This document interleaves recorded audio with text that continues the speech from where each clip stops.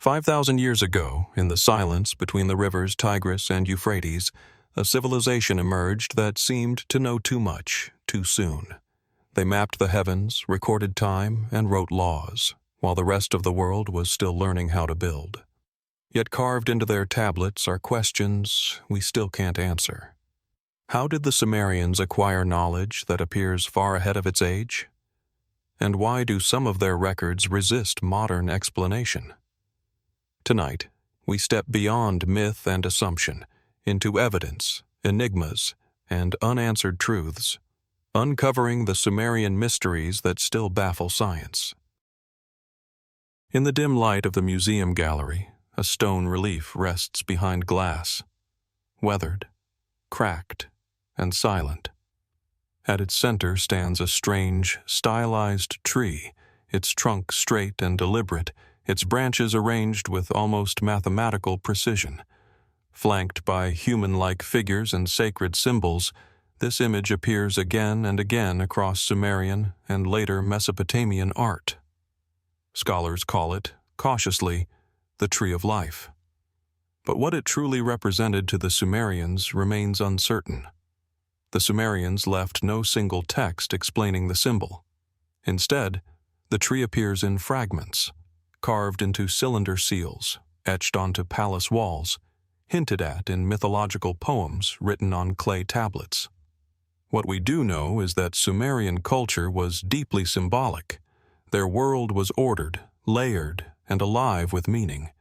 Gods governed natural forces, kings ruled by divine mandate, and every object could serve as a bridge between the human and the sacred. Mainstream interpretations suggest the tree symbolized fertility and abundance.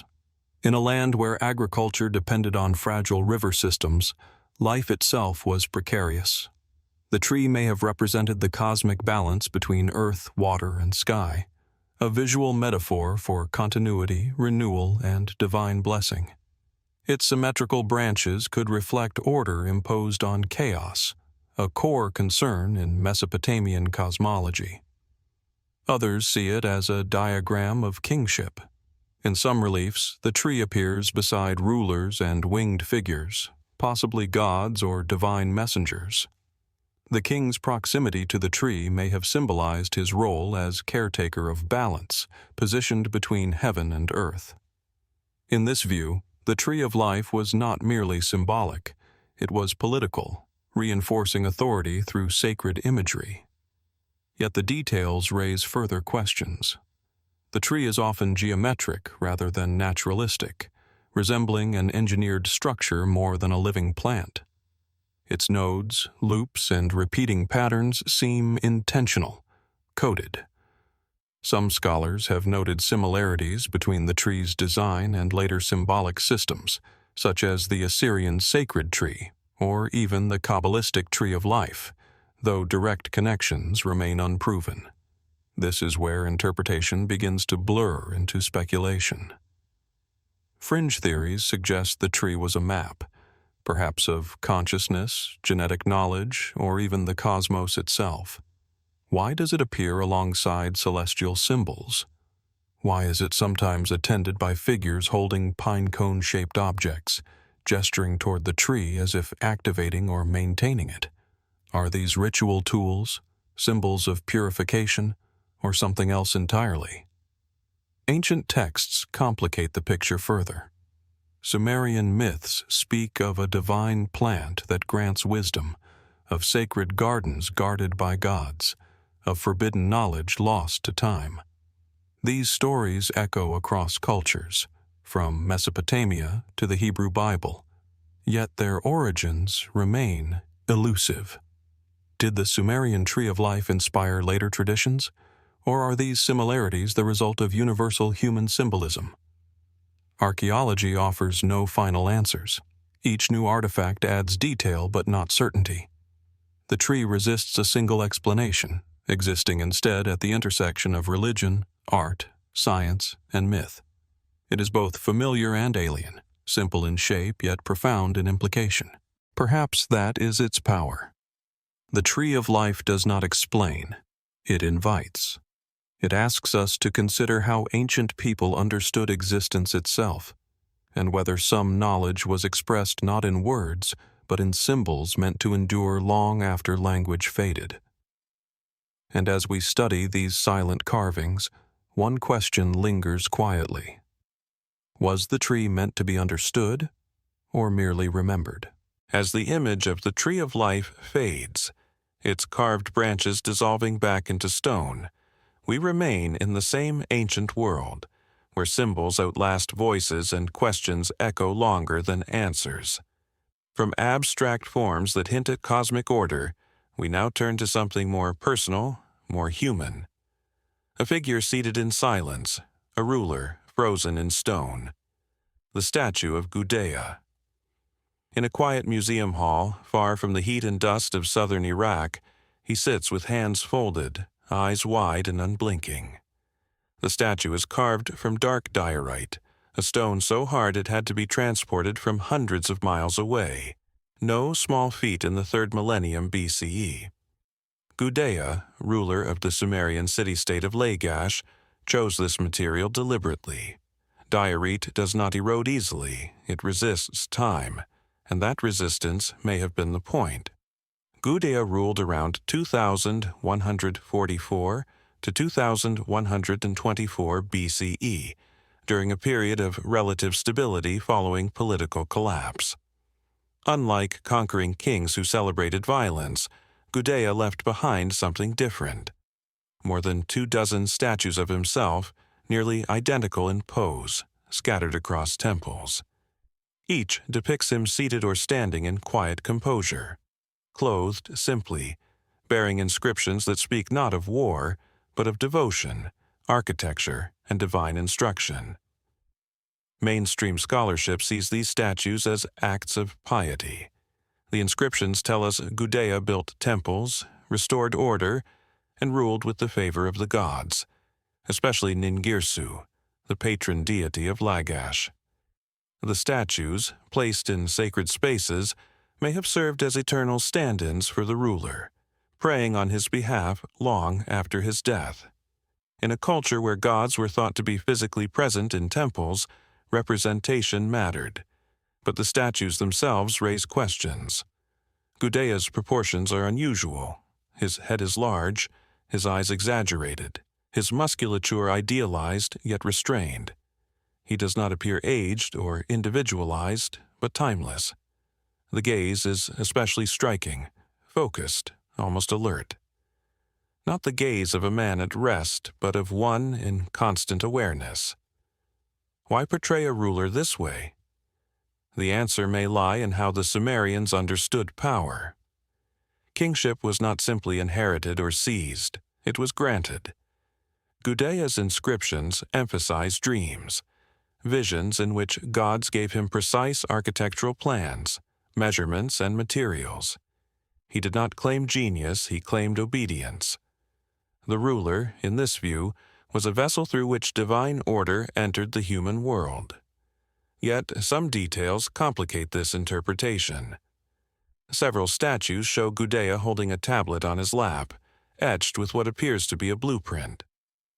Lines, measurements, and symbols are carefully carved, suggesting technical knowledge. Was this merely symbolic of construction, or was it meant to convey something more? A ruler aligned with sacred geometry, with knowledge sanctioned by the gods. The craftsmanship itself adds another layer of mystery.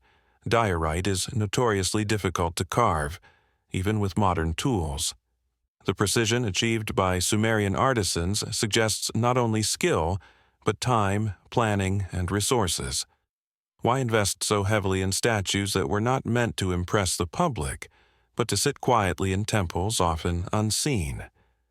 More speculative theories linger at the edges of academic discourse. Some propose that Gudea's statues were not representations, but interfaces, objects designed to house something intangible. In Mesopotamian belief, statues could be ritually activated, given a form of life through ceremony. Could these figures have been seen as more than symbolic, as enduring points of contact between the divine and the human. Others focus on repetition. Why so many nearly identical statues? Why preserve a single image across multiple temples and decades?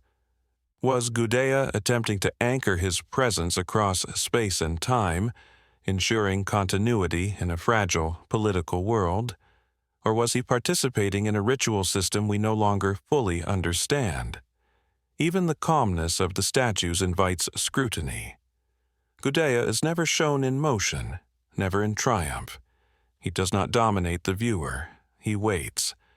The stillness feels intentional, almost meditative. In a civilization obsessed with maintaining cosmic balance, stillness itself may have been a form of power. Archaeology provides context, but not closure. The statues survived invasions, collapses, and millennia buried in earth. Their inscriptions can be translated, yet their deeper purpose remains debated. Were they prayers carved in stone? Political statements disguised as humility? Or something that blended religion, identity, and memory in ways modern categories fail to capture? As we linger on Gudea's unblinking eyes, another question quietly surfaces, one that mirrors those raised by the Tree of Life before him. Were these objects meant to communicate information, or to preserve a state of being? And if so, what exactly was Gudea hoping would endure when everything else was lost to time? As the calm inward gaze of Gudea recedes into memory, another image rises from the stone, sharper, more dynamic, charged with motion and ambition. Where Gudea waited in stillness, this figure advances. Where devotion once dominated, power now takes center stage. The world has shifted, and with it, the language of stone. We arrive at the victory stele of Naram-Sin. Today, the stele stands under controlled light in a museum far from its original home, its surface fractured but commanding. Carved from pink limestone and rising over 6 feet tall, it depicts a mountain slope alive with movement. Soldiers climb upward. Enemies fall beneath their feet. And above them all stands Naram-Sin, king of the Akkadian Empire, carved larger than any other figure, his body angled toward the heavens, his gaze fixed beyond the frame. At first glance, the stele appears to tell a familiar story, a ruler celebrating military triumph. Created around 2254 to 2218 BCE, it commemorates Naram-Sin's victory over the Lullaby people of the Zagros Mountains. This alone would not be unusual. Kings across Mesopotamia recorded their victories. But the way this story is told breaks sharply from tradition. Rather than presenting the scene in orderly horizontal registers, the artist chose a diagonal ascent. The entire composition pulls the eye upward, following the king's climb toward the peaks. This was unprecedented. It creates not just a record of conquest, but a sense of destiny, movement towards something higher, something beyond the battlefield. Mainstream historians note that Naram-Sin is the first known Mesopotamian ruler to depict himself wearing the horned helmet, a symbol traditionally reserved for gods. This detail alone has fueled centuries of debate. Was this a symbolic gesture, expressing divine favor? Or was Naram-Sin claiming something more radical, that he himself had crossed the boundary between human and divine? The inscriptions add complexity. Naram-Sin refers to himself not merely as king, but as the god of Akkad. This was a dramatic departure from earlier rulers like Gudea, who emphasized humility and service. In contrast, Naram-Sin's stele presents authority as absolute, elevated, and unquestioned. The defeated enemies are shown crushed beneath his feet, their bodies contorted, their weapons broken. Order has been imposed. But at what cost? Even the stars above him invite scrutiny.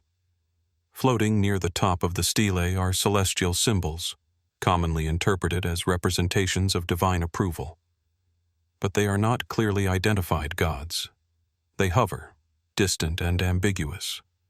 Are they witnessing the event, or sanctioning it? Or are they something else entirely? Symbols of cosmic alignment rather than personal deities. The stele's history deepens the mystery. It was not found in Akkad, or even near the Zagros Mountains.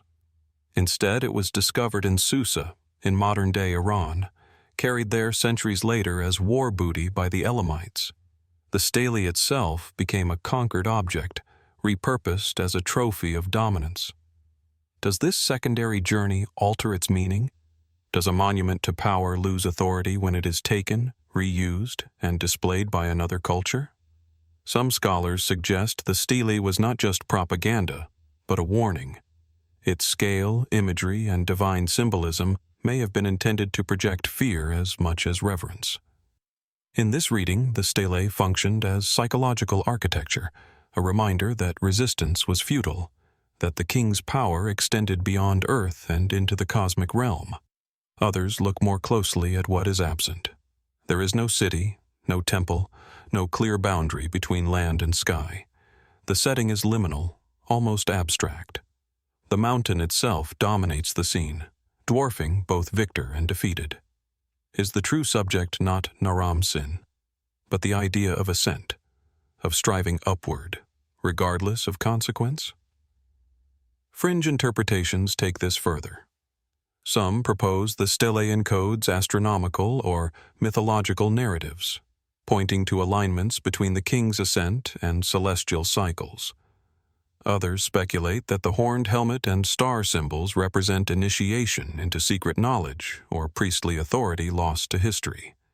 These ideas remain unproven, yet they persist, drawn out by the stele's refusal to be fully explained. What is certain is that Naram-Sin's reign ended in collapse. Later texts speak of rebellion, famine, and divine punishment. In some accounts, the gods turned against him. The empire fractured. Was the stele a declaration of eternal order, or an unintended monument to hubris? Hubris? Standing before it now, centuries removed from its creation and its conflicts, the stele still exerts a quiet force. Its figures continue to climb, its enemies continue to fall, and its central figure continues to look upward, frozen between earth and sky. Perhaps that is why it endures. The victory stele of Naram-Sin does not simply depict a moment in history. It captures a tension that has never fully resolved, between power and divinity, between ambition and consequence. And as we trace its lines, following the ascent carved into stone, we are left to wonder, was this monument meant to celebrate a victory, or to preserve a warning we are still learning how to read? As the mountain slopes of Naram-Sin's stele fade into memory, our gaze shifts from the triumph of a single ruler to the heartbeat of Sumerian civilization itself, the city of Nippur. If Gudea's statues preserved devotion and Naram-Sin's stele declared power, Nippur whispers of something older, something far more enduring, a city devoted not merely to rulers, but to the gods themselves. Today, the ruins of Nippur lie beneath the sun-baked plains of modern Iraq, a scattering of mud-brick foundations, partially excavated ziggurats, and remnants of temples that once echoed with prayers. Walking through the site, one can almost trace the layout of a city built not for comfort or commerce, but for cosmic alignment, a landscape structured to bridge the human and divine. Central to this complex was the Ikur, the great temple of Enlil, the god of wind and sky, whose presence was said to govern both heaven and earth. Even in fragments, the scale is imposing, stepped platforms that reach skyward, staircases that invite ascent, and a spatial arrangement that suggests ritual, observation, and hierarchy. Archaeologists have mapped the site extensively. We know Nippur's religious complex was more than a temple. It was a hub of administration, astronomy, and scholarship. Thousands of cuneiform tablets discovered here reveal records of rituals, offerings, and temple management spanning centuries. The city was repeatedly rebuilt after floods and invasions, yet its sacred core persisted, implying a resilience that transcends mere construction. Why this devotion to continuity? Why was Nippur considered sacred even when political power shifted to Ur, Lagash, or Akkad? Mainstream historians suggest the city's significance lay in its role as the religious center of Sumer. Kings traveled there to legitimize their rule, priests conducted rituals to maintain cosmic balance, and offerings were made to ensure the favor of Enlil. The temple platforms may have functioned as observatories, aligning with celestial phenomena, reflecting the Sumerians' precise knowledge of the stars and their calendar. These interpretations, grounded in archaeology and textual analysis, offer a plausible framework. Yet, as with many aspects of Sumerian civilization, certainty proves elusive. Some details defy easy explanation. The Eker was not a simple ziggurat. Evidence suggests complex chambers and possibly subterranean passages, now lost to time. Some inscriptions hint at secret rituals or objects, described vaguely, as if their true nature were meant to remain hidden. Could these hidden spaces have contained sacred knowledge, ritual implements, or even astronomical instruments whose purpose we can only speculate on? The alignment of the complex itself invites deeper inquiry. Certain temple axes correspond closely with solstices, equinoxes, and planetary cycles. Did the priests of Nippur possess a sophisticated astronomical system? Or were these alignments symbolic, reflecting a philosophical idea of harmony between Earth and cosmos? And if the latter, what did it mean to the common citizen who traversed the temple grounds daily, bringing grain, water, or prayers? Further intrigue arises from the artifacts found within the ruins. Cylinder seals depicting gods and mythical creatures, inscriptions of prayers to Enlil, and votive offerings crafted with meticulous care suggest a highly ritualized society, yet some symbols remain puzzling. Birds with unusual features, abstract geometric patterns, and intertwined serpents appear repeatedly, but their precise meaning eludes scholars. Were these simple decorative motifs, mnemonic devices for priests, or encoded knowledge meant to be understood only by the initiated? Fringe theories push these questions further. Some suggest Nippur's religious complex was more than a spiritual hub. It may have functioned as a repository for esoteric knowledge, including advanced mathematics, early engineering principles, or astronomical observations. Others speculate about hidden chambers or ritual sites yet undiscovered, possibly containing texts or objects that could reshape our understanding of Sumerian science and spirituality. While such ideas remain unproven, they persist because the site itself resists complete understanding. Perhaps the most compelling aspect of Nippur is its endurance. Unlike other Sumerian cities, which rose and fell with political fortunes, Nippur remained a sacred anchor through centuries of upheaval. Kings and empires changed. Floods reshaped the landscape, yet the city's religious core retained its significance. Did the Sumerians believe that the city itself held power, that the location of Eker and its alignment with the cosmos maintained order in a chaotic world? Or did Nippur's endurance simply reflect human habit and reverence amplified over generations? Even today, as archaeologists walk its dusty pathways, new fragments continue to emerge, tantalizing in their ambiguity. Each discovery, whether a tablet, a carved stone, or the foundation of a previously unknown structure, raises as many questions as it answers. Nippur is not merely a city of the past. It is a puzzle, a silent witness to devotion, authority, and knowledge that has been partially lost to time. As we linger on the ruins, contemplating the staircases that once carried priests toward the sky, and the empty altars that once held offerings for Enlil, a quiet question persists. What secrets did this city hold? beyond what the tablets and foundations reveal? Were there chambers that contained knowledge deliberately concealed, waiting for centuries to be rediscovered?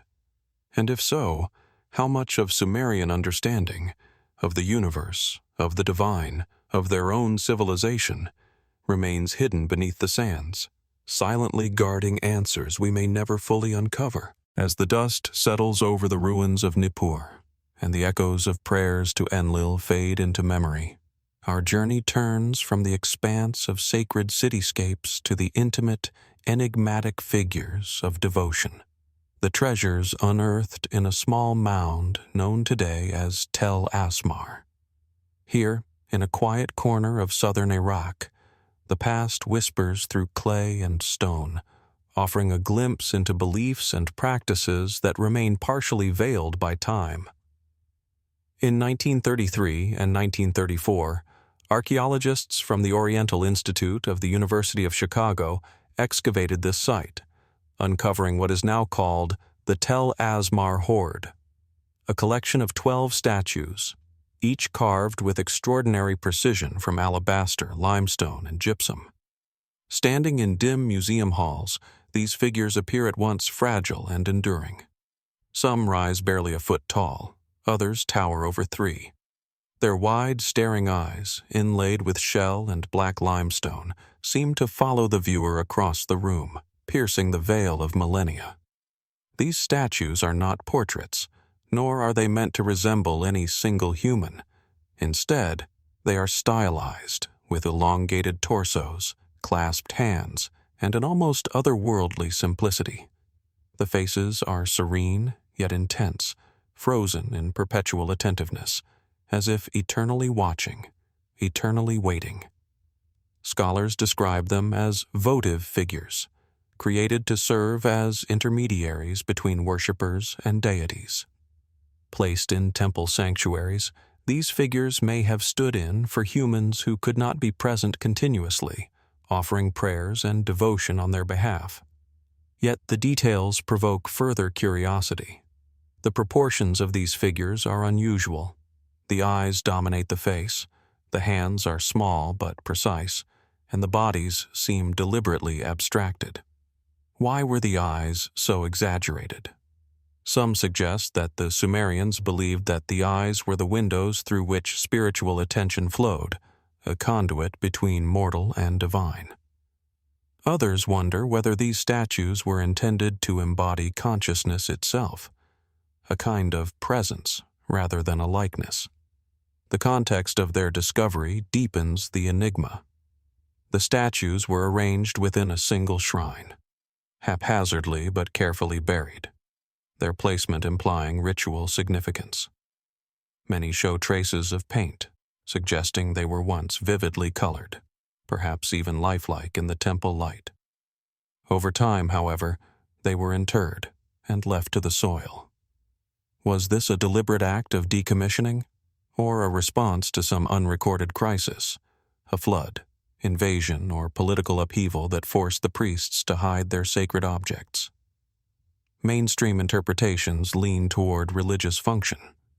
The statues may have been perpetual worshippers, embodying devotion in physical form so that the gods would receive continuous homage. Their scale, material, and placement reflect careful consideration of ritual, hierarchy, and sacred geometry.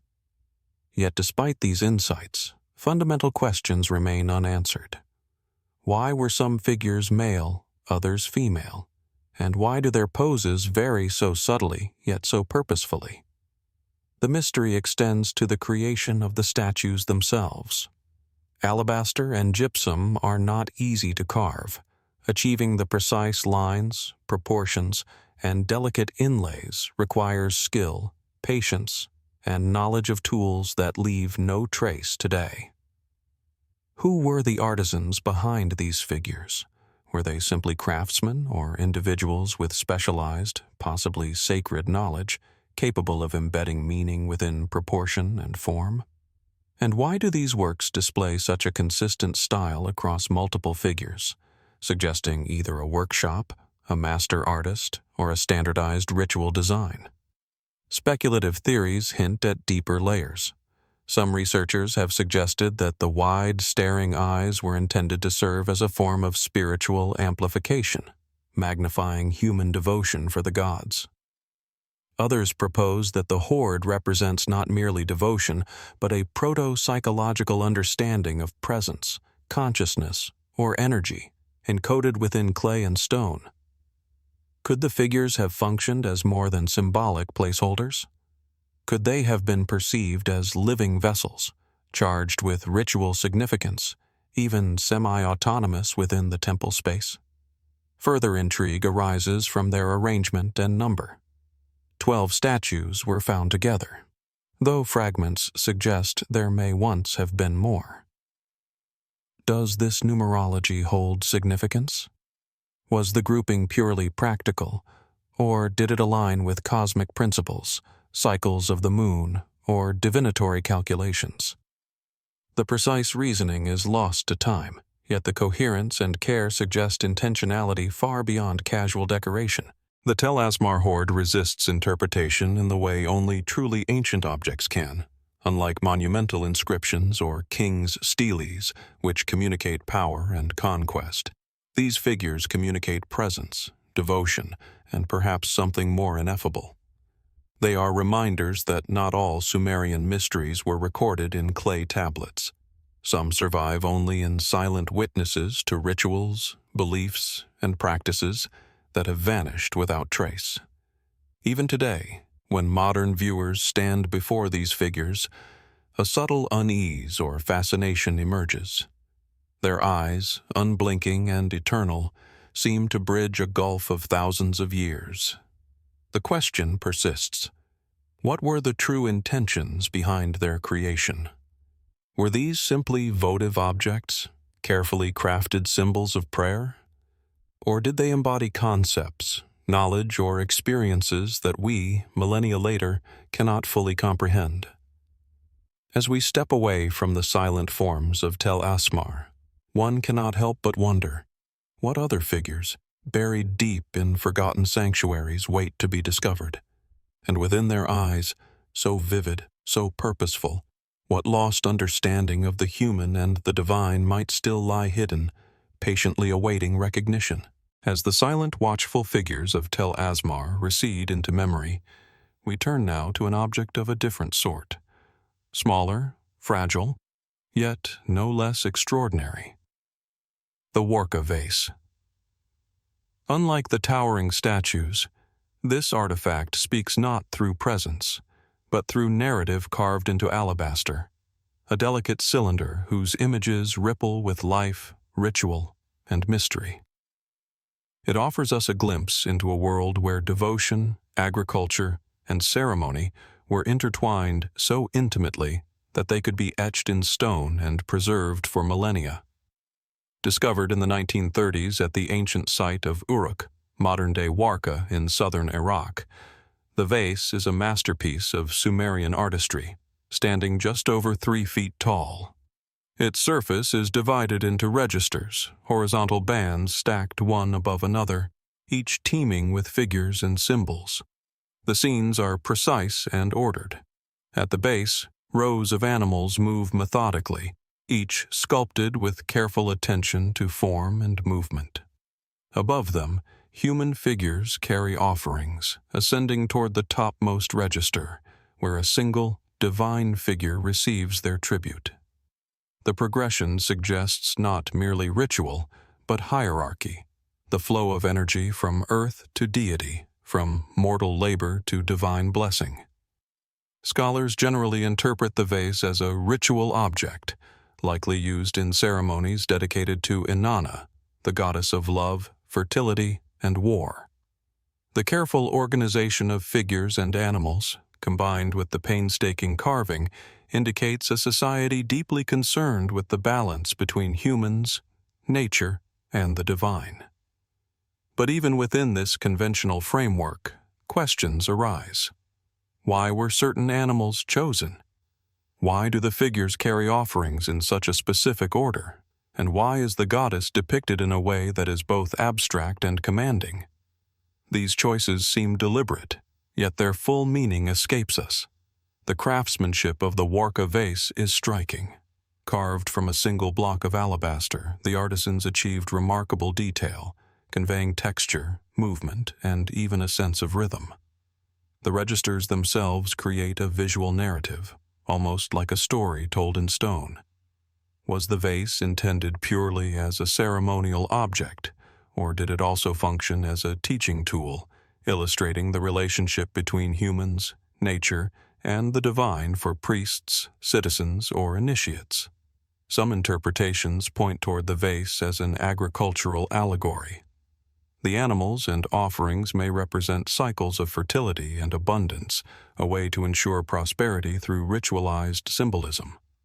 In a society dependent on irrigation and careful management of crops, connecting divine favor to natural productivity would have been paramount. Yet the allegory is not straightforward. Some details remain enigmatic. The proportions of figures, the seemingly selective depiction of certain species, and the exact identity of the central divine figure, whose features are symbolic rather than literal, raise questions that defy simple explanation. Beyond the mainstream interpretation, speculative theories offer further intrigue.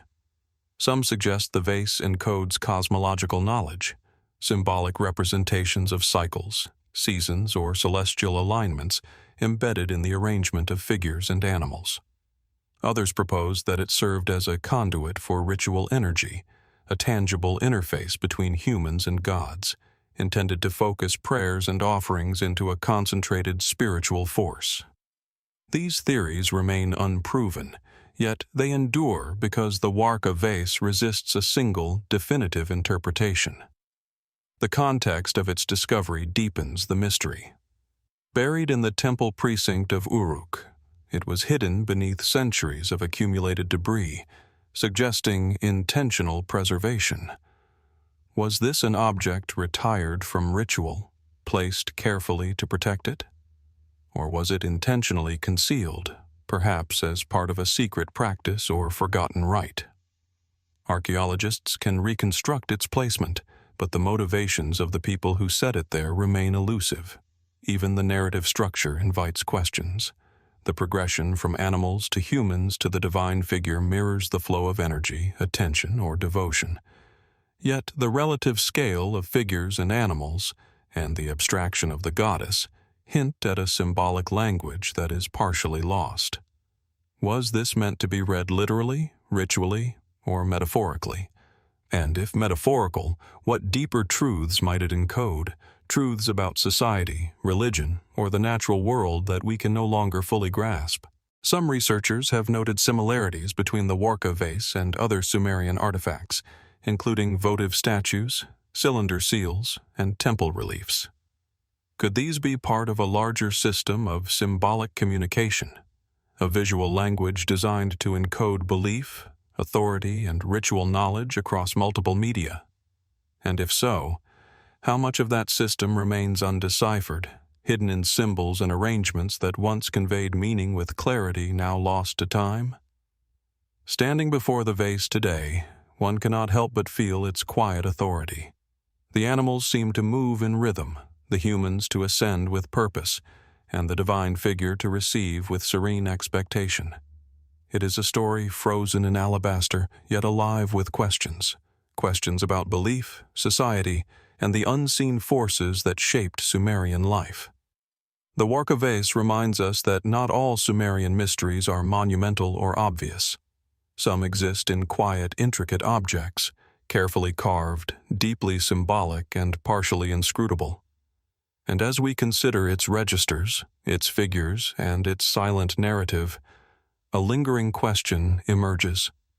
What else did the people of Uruk know, understand, or believe that we cannot yet comprehend? What secrets, encoded in stone, still lie hidden in the temples, the archives, and the ruins, waiting for centuries of silence to be broken? As the images of the Warka vase dissolve into memory, with its ascending figures and silent narrative frozen in alabaster, our attention shifts from visual storytelling to another medium of Sumerian expression, the clay tablet. Among the countless inscriptions that have survived the millennia, the tablets of Shamash stand apart, objects that merge mathematics, divination, and the mysteries of the cosmos into a form as enduring as it is enigmatic.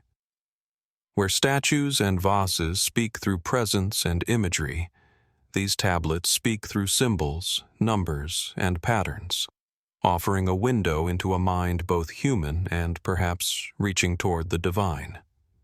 The tablets of Shamash were excavated primarily in Sippar, a city dedicated to the sun god Shamash, who governed justice, truth, and cosmic order.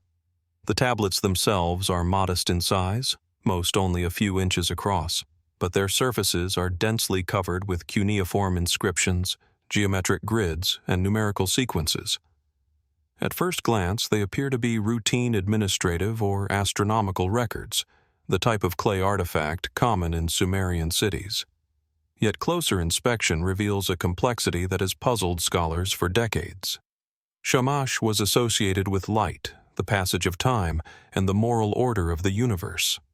The tablets, often arranged in meticulous sequences, include calculations of celestial movements, divisions of time, and rules for predicting lunar and solar events. Scholars have recognized the sophistication. The Sumerians were not merely recording observations. They were applying mathematical frameworks, creating systems that allowed them to anticipate celestial patterns with precision. In a culture where kings and priests claimed guidance from the divine, such predictive power would have been invaluable, linking human planning to the perceived will of the gods. Yet even within this seemingly rational framework, mysteries abound. Certain tablets display sequences and symbols that resist straightforward interpretation. Columns of numbers are interrupted by enigmatic cuneiform marks. Calculations are incomplete or arranged in patterns that do not correspond to known Sumerian arithmetic. Some sequences seem almost ritualistic, repeated in precise intervals, as if the arrangement itself carried significance beyond the practical. Were these purely mathematical exercises? Or was there a symbolic, even magical purpose embedded within their structure? The connection to Shamash adds another layer of intrigue. The sun god was a divine judge, responsible for truth and justice, and his cult in Sippar was politically and religiously central. Could these tablets have been instruments of divine guidance, used in rituals to interpret omens or ensure the king's alignment with cosmic law? In some texts, instructions for offerings and rituals are interwoven with astronomical calculations. The blending of math, observation, and ceremony suggests a worldview where science and spirituality were inseparable, where the movements of the heavens were interpreted as messages, warnings, or commands from the divine. Certain tablets also hint at lost knowledge, references to unusual constellations, sequences of numbers without clear purpose, and instructions for calculations that cannot be fully reconstructed suggest that the Sumerians may have possessed techniques or insights now forgotten. Were these codes meant only for the initiated priests, or were they symbolic exercises, their meaning intentionally obscure to protect sacred knowledge from unworthy eyes? The more scholars examine these tablets, the more apparent it becomes that we understand only a fraction of their significance. Fringe theories have emerged over the years, fueled by the unusual combinations of numbers, symbols, and rituals. Some propose that the tablets encode an advanced form of astronomy, perhaps even knowledge of cycles beyond the moon and sun, planetary alignments, eclipses, or long-term celestial phenomena. Others suggest that the sequences are symbolic maps of time, morality, or divine law, using numbers as a language of cosmic order. While these ideas remain speculative, they persist because the tablets themselves defy easy explanation, bridging disciplines and centuries with a silent insistence on attention. The physical nature of the tablets adds to their enigmatic quality. Most are small enough to be held in the hand, yet their inscriptions demand patience and precision to interpret. Each mark reflects careful effort, the stylus pressed into wet clay, the repeated sequences, the meticulous organization of grids and lines. Were these objects used in ritual performance, perhaps passed from priest to priest, consulted during ceremonies? Or were they reference tools, the ancient equivalent of manuals combining mathematics, law, and astronomy? The truth may lie somewhere in between, or perhaps entirely outside our modern assumptions. Moreover, the tablets are part of a larger network of knowledge. Shamash was not an isolated figure in Sumerian cosmology. His domain overlapped with Enlil, Inanna, and other gods, each with their own temples, texts, and numerical traditions.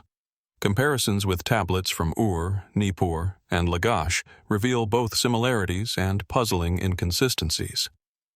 Certain numerical sequences recur, yet their context changes. Symbols appear in multiple locations but with varying interpretations. Were these intended as standardized instructions, or was there flexibility in practice that we cannot reconstruct? The role of time itself is central to the mystery. The Sumerians divided the day into hours, the year into months, and the heavens into predictable paths. But the tablets of Shamash suggest attention to intervals far subtler, perhaps astronomical cycles invisible without careful observation. Did the priests of Shamash possess a system of knowledge lost in later centuries, capable of predicting events beyond the lunar or solar cycles? And if so, why has so little survived outside these fragile clay objects? Standing before a tablet today, one can feel both proximity and distance. The cuneiform wedges press into clay, tangible and deliberate, yet the full meaning remains elusive. Each mark is a whisper from a world both familiar and foreign, where numbers were more than quantities, and the sky more than a backdrop. These tablets are not merely records. They are instruments of thought, ritual, and possibly insight, waiting for centuries of understanding to catch up with their creation. Perhaps the greatest mystery of the tablets of Shamash lies in their silence. They speak of order and divination, law and astronomy, but they do not explain themselves. Were they tools, sacred instruments, or repositories of lost wisdom? Were they intended for priests, kings, or a cosmic audience unseen by human eyes? And in that silence, they challenge us. How much of Sumerian understanding, of the universe, of the divine, of the interplay between numbers and fate, remains hidden, waiting for those who can read the language of both clay and sky? As we set the tablets aside, leaving the traces of cuneiform to rest under museum lights, one cannot help but wonder, how much more did the people of Sippar know about the heavens, about justice, and about the structure of reality itself? And what secrets, encoded in clay by hands long vanished, are still waiting to reveal themselves to those patient enough to listen? As the tablets of Shamash fade from view, leaving us with their intricate cuneiform sequences and silent testament to celestial and divine order, we turn our attention once more to an object of startling intimacy and mystery: the Warka mask. Unlike the grand narratives of vases or the mathematical precision of tablets, the mask speaks through presence and enigma, bridging the human and the divine with a gaze that has captivated archaeologists, historians, and artists alike for nearly a century.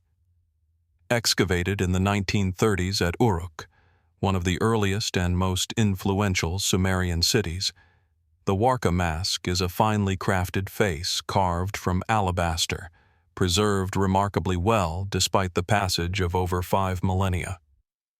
Its delicate contours suggest careful observation and extraordinary skill.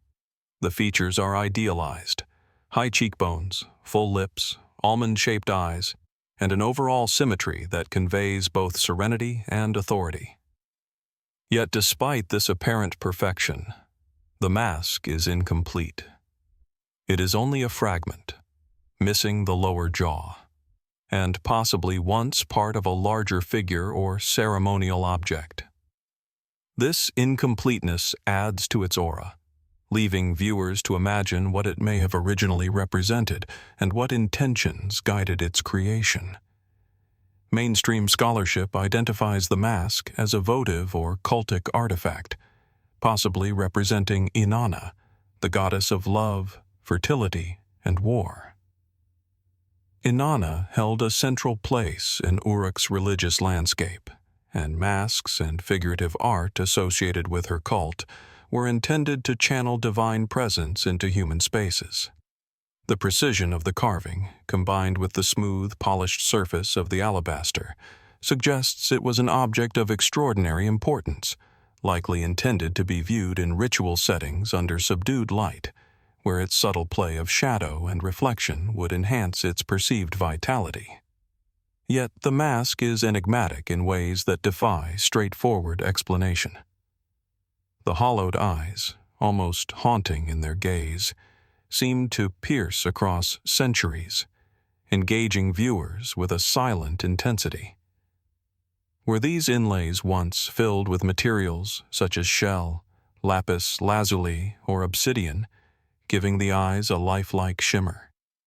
If so, how would that have altered the perception of the mask in its original context? Did it appear as a living presence, a conduit between mortal and divine? And if the eyes were indeed designed to captivate, was the effect purely aesthetic, or was it intended to convey spiritual potency? The mask's symmetry and stylization raise further questions. Unlike the naturalistic depictions that would dominate later Mesopotamian art, the Warka mask is abstract in its idealization, reducing human features to harmonious geometric forms while retaining a subtle emotional resonance. Was this a conscious aesthetic choice, reflecting philosophical or spiritual principles about perfection and divine form? Or might it suggest a codified symbolic language, one in which proportions, angles, and curvature communicated meaning lost to modern interpretation? Archaeological context adds layers to the mystery. The mask was discovered among the ruins of temple precincts, often alongside fragments of statues, ceremonial vessels, and other votive objects. Its placement suggests ritual significance, yet its exact use remains speculative. Was it worn by priests, displayed on altars, or incorporated into a larger statue of the goddess? Each possibility offers a different perspective on the mask's role in Sumerian society, hinting at practices, beliefs, and interactions between humans and their deities that we can only partially reconstruct. Fringe theories emerge from these uncertainties. Some suggest that the mask was designed to focus or channel divine energy, a tangible vessel for spiritual presence. Others speculate that it encoded hidden knowledge, a visual mantra, a sacred pattern meant to convey aspects of cosmology, morality, or ritual practice accessible only to initiated priests. While these interpretations cannot be confirmed, they persist because the mask's artistry and incomplete state provoke questions that conventional explanations struggle to answer. Even the scale of the mask invites speculation. Its modest size, roughly life-sized in proportion, suggests intimacy, not monumentality. It could have been intended for close ritual interaction, allowing devotees to feel a connection to the divine presence it represented. Yet, paradoxically, its fragmentary nature and the absence of associated inscriptions leave much about its intended audience, meaning, and function unresolved. How much did the Sumerians rely on visual cues and embodied forms to communicate spiritual authority, and how much was encoded in practices now lost to time? Comparisons with other artifacts deepen the enigma. The mask shares stylistic similarities with figurative statues, votive carvings, and ritual objects from the same period, yet it stands out for its precision and focus on the face alone. Was this emphasis on the visage intentional, perhaps reflecting a belief in the power of gaze, expression, or recognition?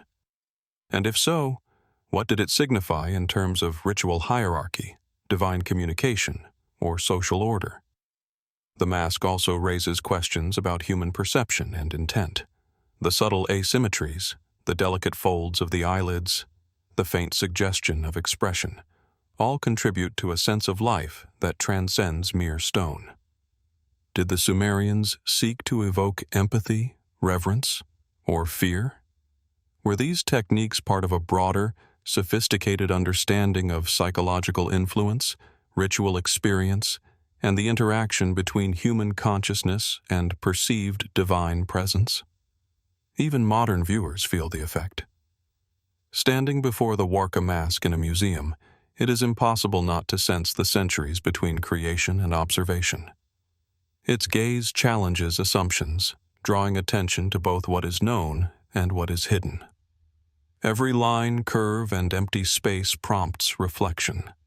What did the Sumerians intend to convey, and what truths have been lost over millennia of destruction, burial, and excavation? Perhaps the greatest mystery lies in what we do not see. The mask is incomplete. Its original form, context, and use are partially obscured by time. We are left to imagine the rituals in which it played a role, the hands that carved it, the voices that prayed before it, and the beliefs that animated its creation. Was it a representation of a single goddess, a symbolic archetype, or something entirely beyond our conceptual frameworks? As we linger on the alabaster features, the delicate symmetry, and the hollow, unblinking eyes, one cannot help but feel the weight of unanswered questions. The Warka mask does not yield its meaning easily. It is a relic of devotion, artistry, and possibly lost knowledge. A silent witness to a civilization that shaped human history in profound ways, yet continues to guard secrets we may never fully uncover. And so, as we step back, leaving the mask behind, a question remains. What other objects, hidden in temple ruins, buried beneath centuries of earth, or lost to human neglect, carry meanings equally profound, equally elusive? What insights into Sumerian spirituality, perception, and ritual experience still await discovery, patiently resting in stone, alabaster, and clay, waiting for the patient and the curious to understand? As the Warka mask fades into memory, with its hollow gaze and delicate symmetry still lingering, our journey turns from the intimate and symbolic to the monumental and silent, the royal tombs of Ur. Here, beneath layers of soil and history, lie chambers that speak of power, devotion, and ritual on a scale unparalleled in the ancient world. Unlike statues or masks, which communicate through presence or visage, the tombs communicate through accumulation, the sheer weight of objects, bodies, and symbols meticulously arranged, offering a window into Sumerian beliefs about life, death, and the afterlife. Excavated in the 1920s and 1930s by Sir Leonard Woolley, the Royal Cemetery at Ur revealed a complex of tombs that stunned archaeologists. Beneath the sand, archaeologists uncovered chambers brimming with gold, lapis lazuli, carnelian, and other precious materials, carefully placed beside the remains of rulers and attendants. The tombs themselves ranged from simple graves to elaborately constructed burial chambers, some of which included multiple rooms, walls adorned with mosaics, and evidence of ceremonial preparation. Each tomb was not merely a resting place, but a stage for ritual, a monument designed to preserve status, sanctity, and memory. The most famous among these is the tomb designated PG 800, believed to belong to Queen Pwabi.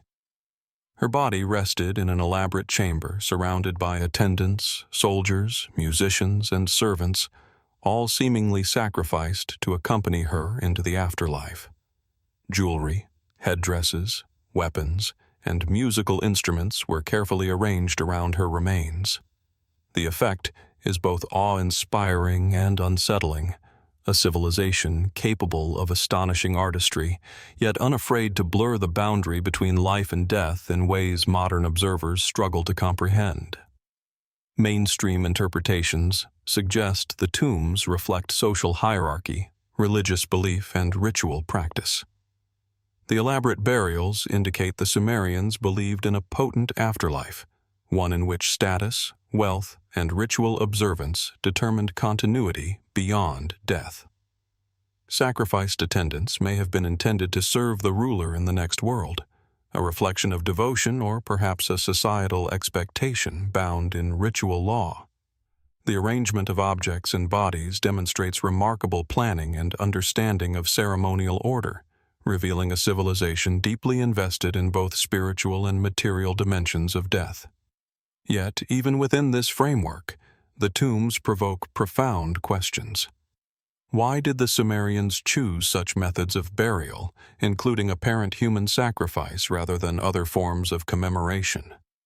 What beliefs justified the death of attendants, animals, and servants alongside the elite? How were these rituals understood by those participating, by priests, family members, or the attendants themselves?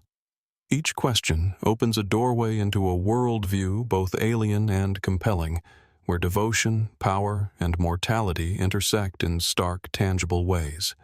The artifacts themselves add layers of intrigue. Queen Pwabi's headdress, crafted from gold leaf and lapis lazuli, is almost geometrically perfect. Musical instruments, intricately carved, suggest a society attuned to rhythm and ceremony. Weapons, ceremonial standards, and gaming boards indicate the tombs were designed to equip the deceased for life in the beyond. Yet certain objects defy simple interpretation. Tiny figurines of uncertain function, abstract mosaics whose symbolism remains elusive, and ornaments whose origin or purpose is unknown. Were these objects symbolic, functional, or part of a ritual code now lost? Fringe theories have emerged over the decades. Some scholars propose that the tombs were designed to encode astronomical knowledge or sacred geometry, their dimensions and object placements reflecting cosmological principles. Others suggest that the burials preserved knowledge about ritual performance or social control, creating a model for societal order beyond the life of the ruler. While such theories cannot be verified, the meticulous care in the tomb's construction and the extraordinary consistency across multiple sites lend them a weight of plausibility difficult to dismiss entirely. The scale of the human and material sacrifice is itself a point of fascination and horror. Several tombs contained dozens of attendants, sometimes with evidence of poison or other controlled methods of death. Archaeologists debate whether these were voluntary acts of devotion, coerced obedience, or culturally sanctioned ritual. What does this say about Sumerian concepts of life, death, and service? How could a society create beauty, precision, and music alongside acts that seem, to modern sensibilities, extreme or incomprehensible? Even the architecture of the tombs raises questions. Built with mud brick and bitumen, reinforced for stability, and often featuring multiple chambers, the tombs are engineered for longevity. Some walls show traces of elaborate mosaics, perhaps depicting mythological scenes, celestial phenomena, or ritual narratives. How much of this imagery remains undeciphered, obscured by millennia of decay? And what rituals might have accompanied the burials that left no trace in the material record?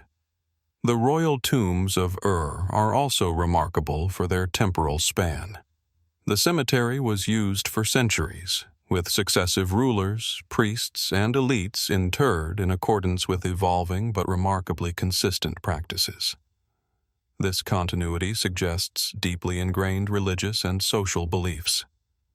What cultural or spiritual imperatives maintained such uniformity, even as political power shifted? How did the rituals adapt over time, and what knowledge was preserved or lost in the process? Standing amidst the artifacts, one senses the presence of human life across centuries. The touch of hands placing jewelry, the careful alignment of bodies, the attention to ritual detail. The tombs speak not only of mortality, but of identity, belief, and the human desire to preserve oneself beyond death. They remind us that the Sumerians conceived of life and the afterlife as intertwined, materially and spiritually, and that these objects were more than decoration.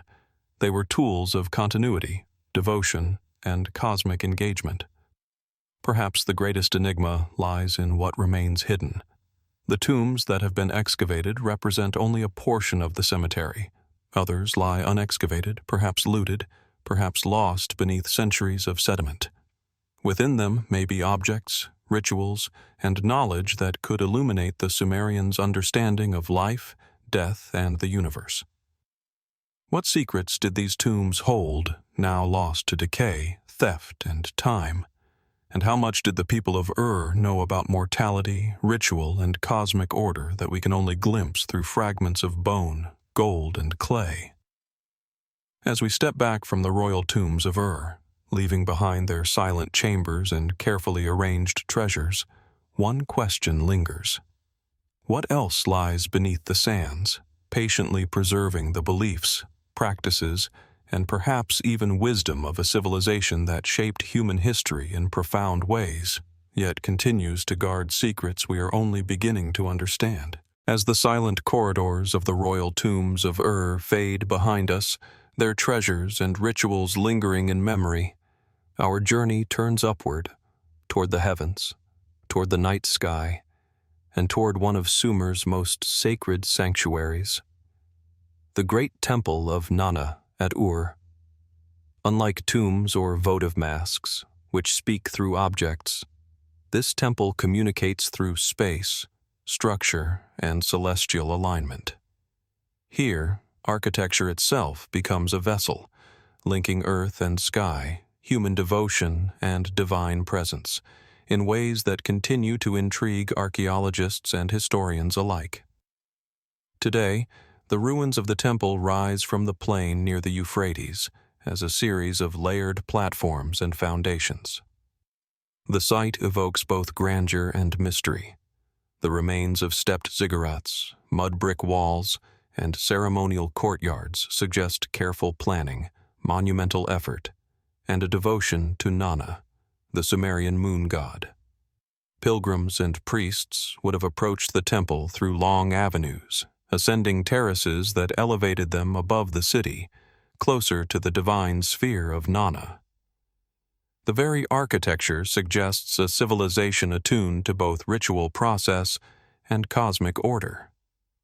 Excavations at Ur, primarily led by Sir Leonard Woolley in the 1920s and 1930s, revealed the temple complex to be far more than a place of worship.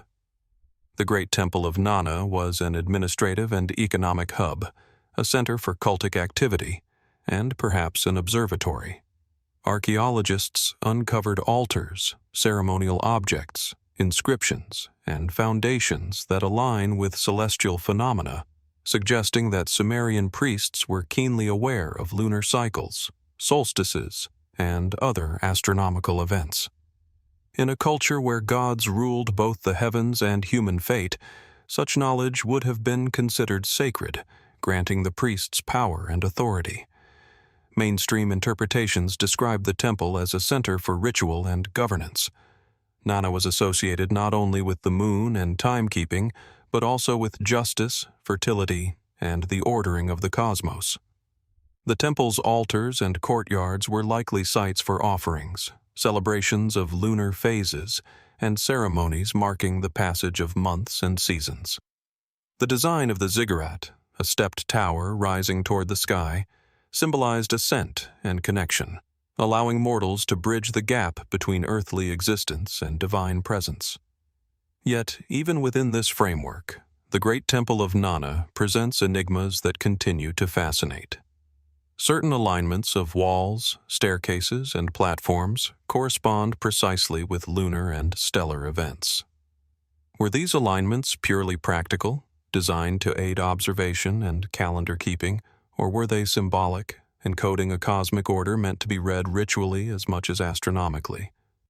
Why were specific terraces reserved for particular rituals, And why were certain ceremonial pathways so meticulously constructed, as if the act of movement itself held sacred meaning? The artifacts found within the temple add further intrigue. Cylinder seals, votive statues, and ceremonial vessels reveal a society invested in intricate ritual performance, yet some items defy straightforward interpretation. Objects shaped like crescents, stylized animals, and abstract geometric motifs recur throughout the complex, yet their exact significance remains elusive. Were these symbolic aids, mnemonic devices for priests, or representations of concepts now lost to time? And how did their placement within the temple influence ritual, devotion, or spiritual perception? Fringe theories have emerged in attempts to explain these ambiguities. Some suggest that the temple functioned not only as a center of worship, but also as a repository of astronomical and mathematical knowledge. Others propose that certain architectural features encode hidden cosmological principles, perhaps even cycles of time and cosmic law understood only by the initiated. While these ideas remain speculative, the precision of construction, the repetition of symbolic forms, and the integration with celestial events suggest that the temple's purpose may have been multifaceted, blending ritual, observation, and spiritual teaching. Even the scale of the temple is significant. The ziggurat rises in massive layers, yet the interior chambers and altars indicate spaces designed for intimate ritual activity as well. Pilgrims would have experienced the temple both communally and personally, moving through expansive terraces and enclosed sanctuaries in a journey that mirrored the cycles of the moon itself. Did the Sumerians intend for worshippers to experience time and space ritually, following a path that aligned with both cosmic phenomena and spiritual progression? The temple's construction also speaks to human ingenuity and ambition. Mud brick, stone, and bitumen were arranged to withstand time, flood, and decay, reflecting a desire not only to honor Nanna, but to preserve knowledge, ritual, and authority across generations. The careful layering of platforms, precise alignment, and enduring materials suggest a civilization deeply invested in continuity, cosmic harmony, and the sacred expression of power. Yet much remains hidden. The foundations hint at chambers not fully excavated, and inscriptions survive only in fragments. Ritual practices, ceremonial timing, and specific functions of certain altars remain speculative. Was there a secret chamber used exclusively by high priests? Were there objects or texts preserved within that could illuminate Sumerian cosmology more completely than the surviving tablets or statues allow? And if such knowledge existed, how much has been lost to flood, conquest, or centuries of neglect? Standing amidst the ruins today, one can sense the temple's dual presence, both monumental and intimate, cosmic and human. The terraces and staircases invite the imagination to reconstruct ancient processions, lunar observations, and the meticulous care of rituals designed to maintain cosmic balance. The temple reminds us that architecture itself can be a form of devotion, a bridge between mortal and divine, order and mystery. Perhaps the greatest enigma lies in what we cannot see. The great temple of Nanna survived millennia, yet much of its design, function, and ritual significance is lost. Were there hidden chambers containing sacred texts or objects? Did the temple encode principles of time, morality, or cosmic order beyond our understanding? And if so, how much of Sumerian knowledge, astronomical, spiritual, and ritual, remains hidden, waiting for patient eyes to rediscover it? As we step back from the layered terraces and foundations of Ur, leaving behind the echoes of chants and ceremonial footsteps, one question lingers. What secrets did the great temple of Nanna hold that no tablet, mask, or tomb could fully convey? And how much of the universe the Sumerians observed and revered is still waiting buried beneath earth and time for us to recognize its hidden order? As the terraces of this great temple of Nanna recede from view, with their celestial alignments and silent testimony to Sumerian devotion, our journey leads us further into the spiritual heart of Uruk, the temple of Inanna. Here, in the ancient city that once pulsed with the energy of trade, governance, and ritual, stands a sanctuary devoted to one of the most complex and revered deities of Sumerian cosmology. Unlike Nanna, whose domain was the moon and cosmic order, Inanna embodied love, war, fertility, and political power, a goddess whose presence demanded both reverence and fear, and whose temples became stages for the interplay of the divine and human worlds. Excavations in Uruk have revealed a temple complex of considerable size and sophistication. Its foundations suggest multiple phases of construction over centuries, each layer building upon the previous, echoing a continuous devotion to the goddess. Mud brick walls rise in uneven but deliberate tiers, enclosing sanctuaries, altars, and courtyards where rituals would have taken place. The temple was both fortress and sacred space, a place of protection and revelation, where the city's leaders and priests navigated the delicate balance between human ambition and divine mandate. Walking through the site in imagination, one can picture the approach to the temple: broad ceremonial avenues lined with smaller shrines, courtyards echoing with chants, and terraces leading upward toward the innermost sanctum. Inside, the central shrine housed the divine presence, likely marked by statues or symbolic representations of Inanna herself.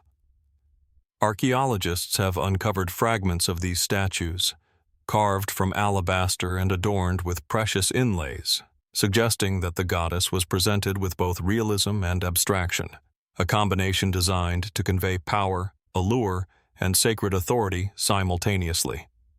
Mainstream interpretations highlight the temple's role as a center of ritual, administration, and social cohesion.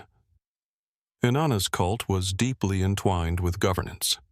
Kings and priests alike sought her favor, performing ceremonies to legitimize authority, ensure fertility, and maintain cosmic order. Votive offerings, cylinder seals, and ceremonial vessels discovered at the site reinforce this interpretation. The arrangement of objects and altars indicates highly structured rituals, some perhaps tied to lunar and solar cycles, others to seasonal agricultural rhythms. Yet, even with extensive study, many aspects of the temple remain opaque. The architecture itself offers tantalizing mysteries. Certain walls and foundations appear aligned with celestial events, solstices, equinoxes, and specific stellar positions, though scholars debate the precision and purpose of these alignments. Were they functional, aiding in calendar calculations and ritual timing, or symbolic, embodying the goddess's dominion over both sky and earth? Could the temple itself have been a cosmogram, a map of divine influence etched into mud brick, guiding ritual, observation, and human behavior simultaneously? Artifacts from the temple deepen the intrigue.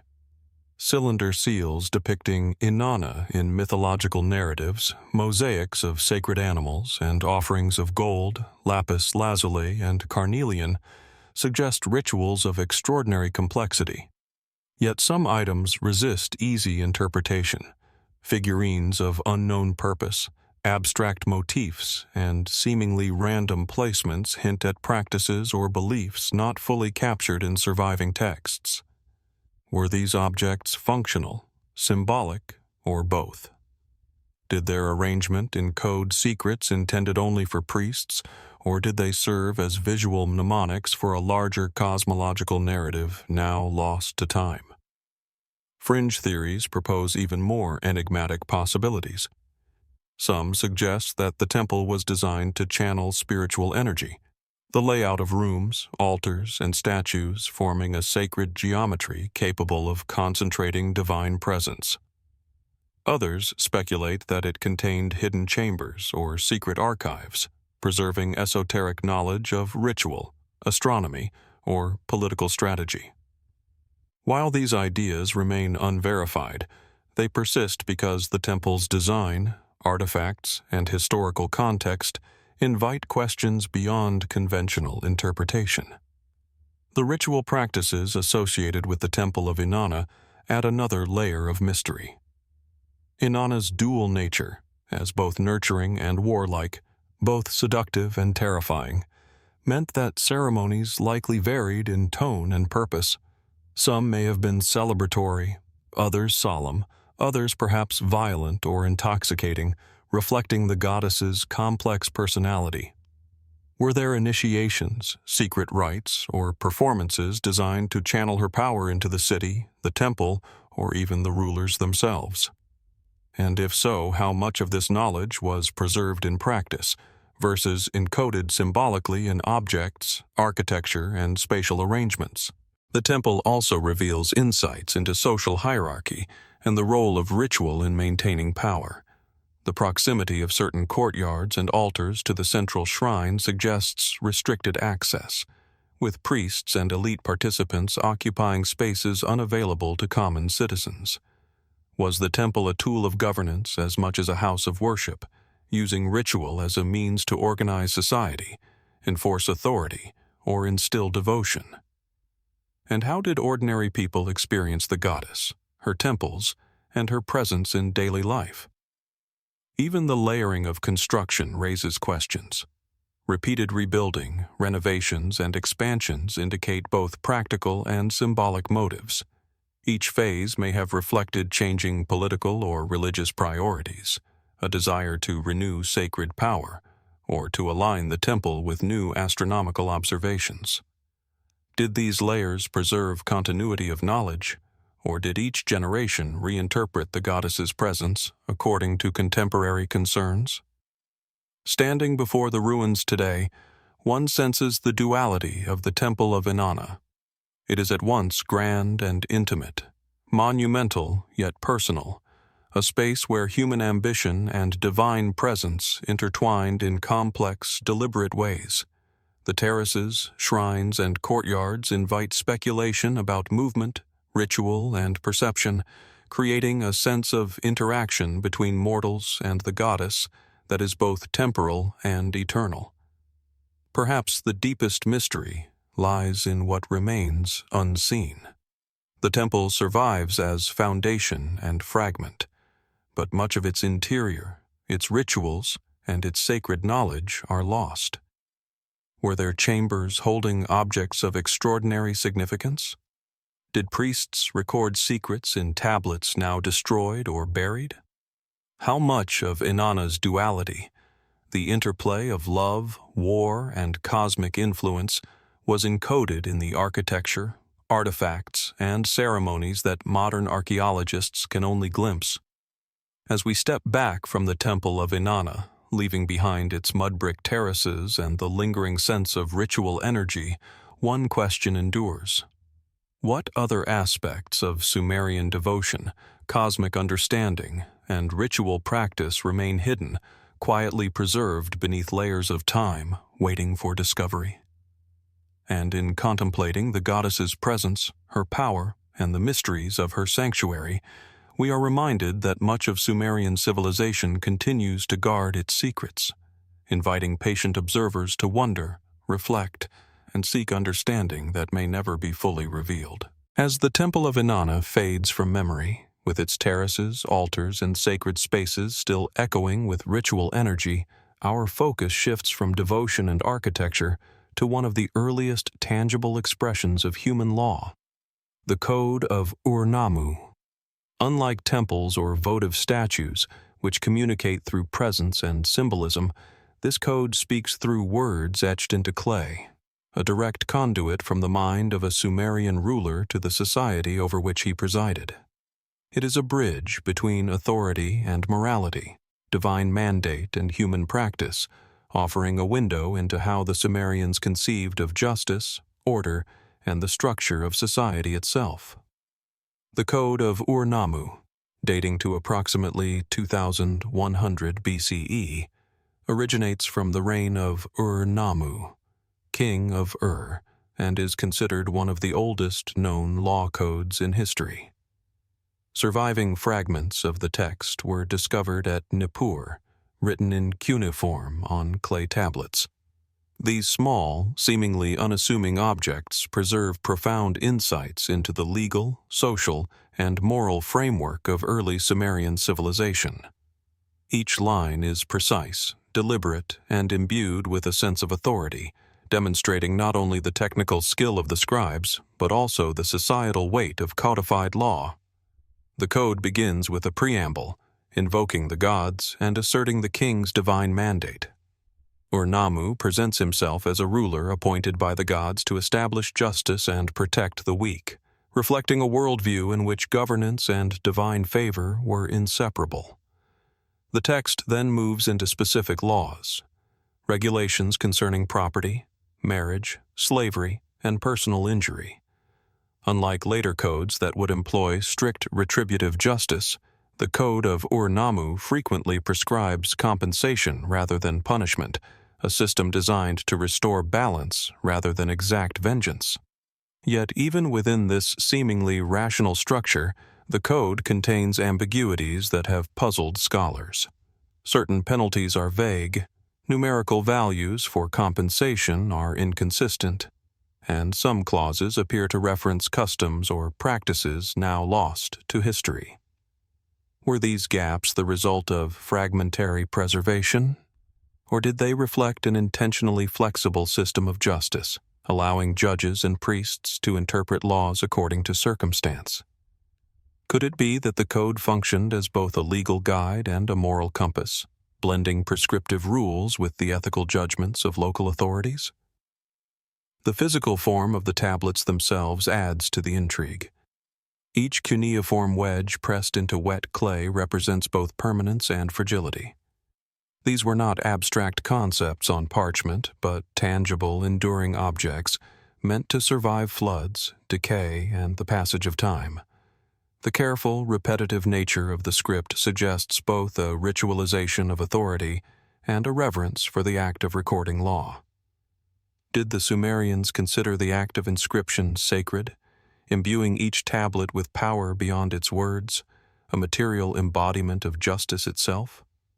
Fringe theories and debates have arisen around the code's broader implications. Some scholars suggest that its structure encodes societal hierarchies and moral philosophy in ways that extend beyond the explicit content. The repeated invocation of divine authority, the sequencing of laws, and the meticulous attention to detail hint at a worldview in which law, religion, and cosmology were inseparably intertwined.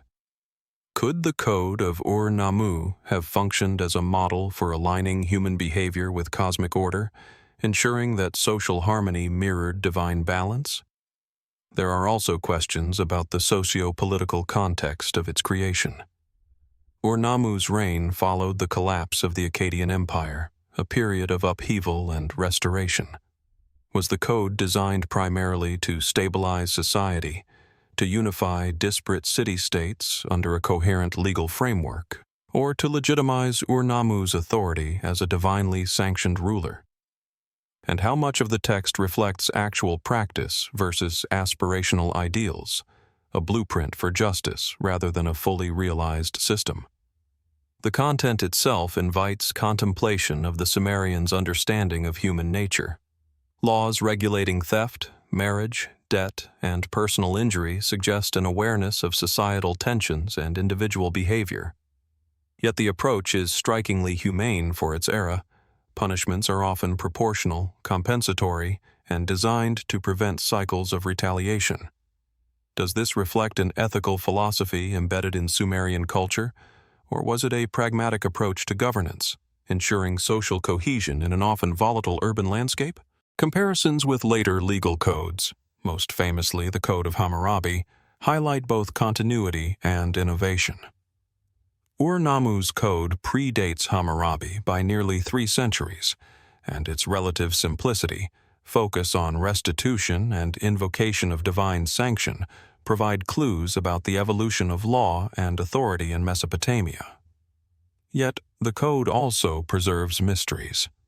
References to rituals, specific professions, and customs that no longer survive, all hinting at a wider cultural and religious context we can only partially reconstruct. The code's legacy extends beyond law itself. It offers a glimpse into how the Sumerians conceptualized authority, morality, and divine mandate. The king was both judge and servant of the gods, tasked with maintaining cosmic and social order. The writing itself, inscribed in enduring clay, was a tool of preservation, a way to ensure that future generations would understand, and perhaps internalize, the principles that governed society. Could the very act of reading or reciting these laws have been ritualistic, reinforcing social cohesion and spiritual alignment? Even today, standing before fragments of these tablets, one senses the weight of centuries and the gravity of human intention. The Code of Ur-Nammu is more than a legal document. It is a window into the Sumerians' understanding of justice, responsibility, and the interplay between mortal and divine authority. Each line, each cuneiform mark, embodies a worldview in which human action, ethical obligation, and cosmic order were inseparable. Yet mysteries endure. Certain clauses remain enigmatic, some numerical values defy reconstruction, and many references to ritual or custom are obscure. How did Sumerian judges apply these laws in practice? Were there oral traditions or ceremonies that accompanied the written code? And beyond the text itself, what knowledge, philosophy, or insight did the Sumerians encode in ways that survive only in fragmentary form, waiting for discovery? As we leave the tablets behind, one cannot help but reflect on the enduring questions they pose. How did a civilization of 5,000 years ago conceive of justice, balance, and divine authority? How much knowledge, nuance, and cultural wisdom have been lost to time, yet still whisper through the wedges of clay? And in considering the Code of Ur-Nammu, we are reminded that Sumerian civilization continues to guard mysteries, complex, profound, and tantalizingly elusive, inviting those who study, observe, and wonder to search for understanding that may never be fully revealed. As the Code of Ur-Nammu recedes from memory, leaving behind its careful cuneiform lines and the weight of ancient law, our journey turns from justice and order to music, ritual, and the exquisite artistry of sound, the gold lyres of Ur. Unlike temples or tablets, these instruments communicate through vibration, resonance, and delicate craftsmanship, offering a glimpse into the Sumerians' understanding of culture, ceremony, and perhaps even the divine. They are artifacts of both beauty and mystery, preserved in fragments that hint at an auditory world long silenced by the centuries, yet capable of stirring imagination and awe. Discovered in the 1920s and 1930s during Leonard Woolley's excavations of the Royal Cemetery at Ur, the gold lyres were unearthed alongside tombs of rulers, musicians, and attendants, intricately buried with ceremonial intent. These instruments, constructed from wood, gold leaf, and precious inlays such as lapis lazuli, carnelian, and shell, reveal a level of artistry that transcends mere functionality. Though time has claimed their strings and much of their wooden bodies, the remaining components suggest instruments of exceptional design, intended for both sound and visual splendor. The most iconic of these, often referred to as the bull lyre, displays a sound box in the form of a bull's head, its gold leaf covering carefully molded inlays of lapis tracing the eyes, and a ceremonial expression frozen in time. The bull's head is both animalistic and symbolic, representing strength, vitality, and possibly divine protection. Scholars have interpreted these lyres as instruments used in funerary rituals or court ceremonies, accompanying chants, hymns, and processions intended to honor the dead, invoke the gods, or mark moments of cosmic significance. Yet the precise function of these instruments and the music they produced remains elusive. Mainstream scholarship emphasizes the lyre's ceremonial role, their discovery in tombs suggesting use in rituals for the afterlife. The combination of musical craftsmanship and visual symbolism implies that Sumerians considered music not merely an art form, but a conduit to the sacred.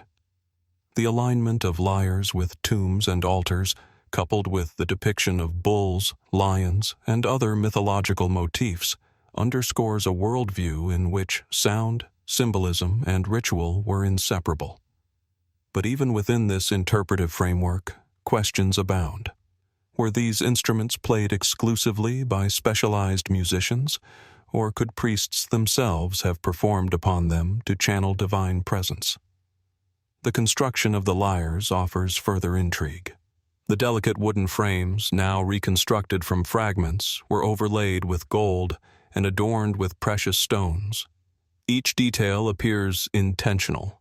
The curvature of the soundbox, the placement of decorative inlays, and the design of the string supports all suggest careful acoustic consideration. Could the Sumerians have possessed knowledge of resonance and tonal balance lost to later civilizations? Were these lyres capable of producing harmonics and overtones deliberately crafted to enhance ritual experience, to move both performer and audience closer to a transcendent state? Fringe theories have emerged in attempts to explain their symbolism.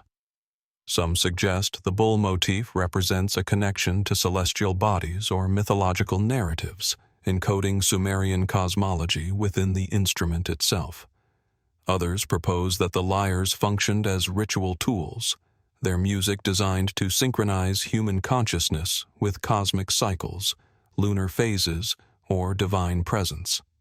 While these interpretations cannot be verified, the meticulous craftsmanship and ceremonial placement invite speculation that the lyres were as much instruments of spiritual power as they were of musical performance. Archaeological context reinforces this enigma. The lyres were found in tombs containing musicians, attendants, and intricate ceremonial paraphernalia. Evidence suggests that music was central to funerary practice, possibly guiding souls into the afterlife, honoring deities, or creating atmospheres conducive to ritual. Yet the exact melodies, tunings, or modes remain unknown.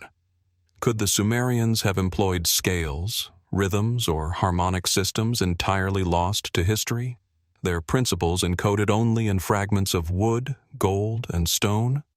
The lyres also speak to social hierarchy and ritual organization. Their placement within tombs, often near kings or high-ranking officials, underscores the intimate connection between power, ritual, and art. Were these instruments reserved for elite performance, meant to reinforce the authority of rulers even in death? And if music was a medium of divine communication, what messages were being conveyed? Commands, blessings, or perhaps warnings from the realm of the gods to the living? Even the decay and incompleteness of the lyres deepen the mystery. Missing strings, shattered sound boxes, and lost fragments leave much to imagination, forcing modern reconstructions to rely on inference, experimental archaeology, and educated guesswork. Yet in their fragments, there is still power. The gold gleams as if to proclaim vitality. The bull's gaze commands attention, and the arrangement of stones and inlays suggests an aesthetic and symbolic language that transcends centuries. What sounds once resonated from these lyres, and how did those vibrations shape the perception of ritual space, communal experience, or spiritual presence? Comparisons with later Mesopotamian and Near Eastern instruments highlight both continuity and innovation. While lyres appear in Babylonian, Assyrian, and Hittite contexts centuries later, the craftsmanship and ceremonial integration of the examples are unique in their combination of musical function, visual symbolism, and ritual context. Could these instruments have represented the apex of a lost musical tradition, a synthesis of art, sound, and spirituality that never fully survived beyond Ur? Even in a modern museum, the lyres convey more than aesthetic beauty. They evoke questions about the Sumerians' understanding of sound, ritual, and the relationship between art and the divine. Each gold leaf, each gemstone, each carved curve speaks to intentionality and reverence. The instruments are not merely objects. They are vessels of human aspiration, creativity, and devotion, frozen in time yet alive with unanswered questions. Perhaps the greatest mystery of the gold lyres of Ur lies in what we cannot hear. What harmonies, melodies, and rhythms once emanated from these instruments in the temples, palaces, and tombs of Sumer? How did the vibrations influence human consciousness, ritual experience, or perception of the sacred? And beyond the sound itself, what knowledge, technical, spiritual, or cosmological, was encoded in their design, placement, and ceremonial use, now lost to the centuries? As we step away from the remnants of these extraordinary instruments, leaving their silent forms behind, one question endures. What other secrets did the Sumerians embed in music, in art, and in ritual that remain buried, unheard, or unrecognized? And as we imagine the delicate gold strings vibrating beneath the hands of ancient musicians, we are reminded that Sumerian civilization, in all its complexity and ingenuity, continues to guard mysteries that challenge our understanding, waiting for discovery, interpretation, and perhaps the faint echo of sounds that have not been heard for 5,000 years. As the resonant silence of the gold lyres fades, leaving behind the echo of music and ritual, our exploration turns to another form of Sumerian expression, one smaller, subtler, yet equally profound: the cylinder seals. Unlike temples or musical instruments which convey meaning through grandeur and sound, these compact objects communicate through touch, pattern, and impression.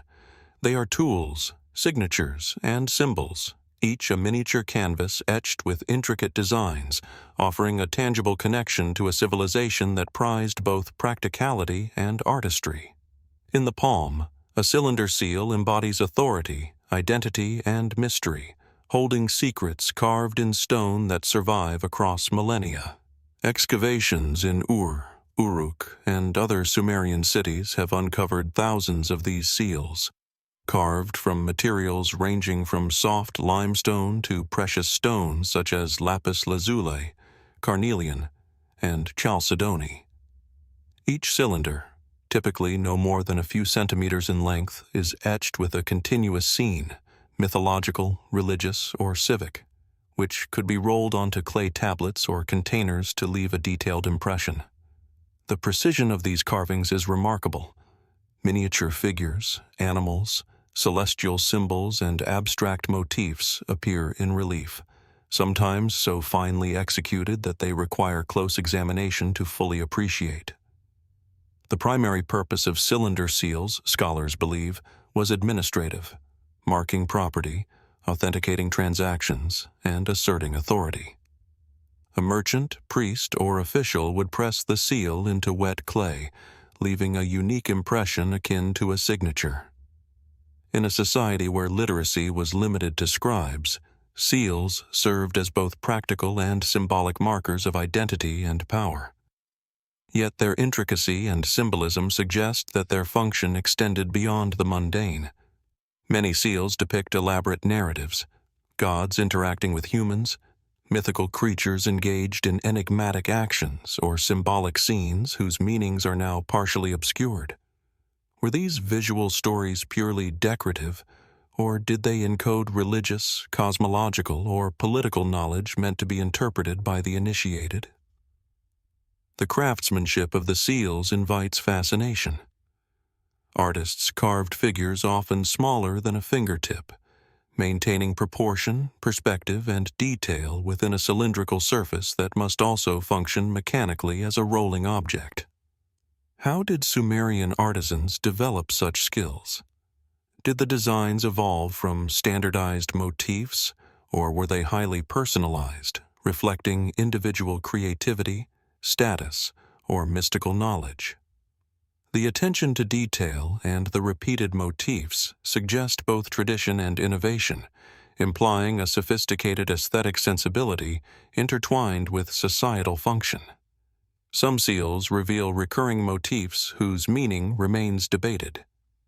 Mythical creatures, such as hybrid animals combining lion, bird, or serpent features, appear frequently, suggesting symbolic significance. Scenes of gods interacting with humans may reflect ritual practice, cosmology, or moral instruction. Abstract geometric patterns, often incorporated into borders or backgrounds, might encode numerical, astronomical, or mystical principles. Could the seals have functioned as compact repositories of sacred knowledge, accessible only to those trained to read them? Were they talismans, administrative tools, or both, simultaneously practical and mystical? Fringe theories abound. Some scholars have speculated that cylinder seals were used in divination or ritual performance, rolling them across clay as part of ceremonial acts to invoke gods, record omens, or channel spiritual power. Others suggest that the symbolic imagery encoded secret knowledge, cosmological diagrams, genealogical records of gods and kings, or even esoteric instructions for ritual observances. While such interpretations cannot be verified, the care, consistency, and thematic depth of the seals lend credence to the notion that they were more than mere administrative devices. The context of discovery adds to their intrigue. Many seals were found in tombs, suggesting that their owners valued them beyond life, perhaps as protective or identifying objects for the afterlife. Others were discovered in civic and temple archives, pressed into clay tablets recording transactions, offerings, or legal agreements. The duality of context, ceremonial and practical, reflects a civilization in which religion, economy, and governance were intertwined, and where an object could carry meaning across multiple dimensions of life. Even the act of impression invites contemplation. The rolling of a cylinder seal transforms a carved surface into a temporary yet precise message on clay, a process that parallels creation, preservation, and communication. Was this act ritualized?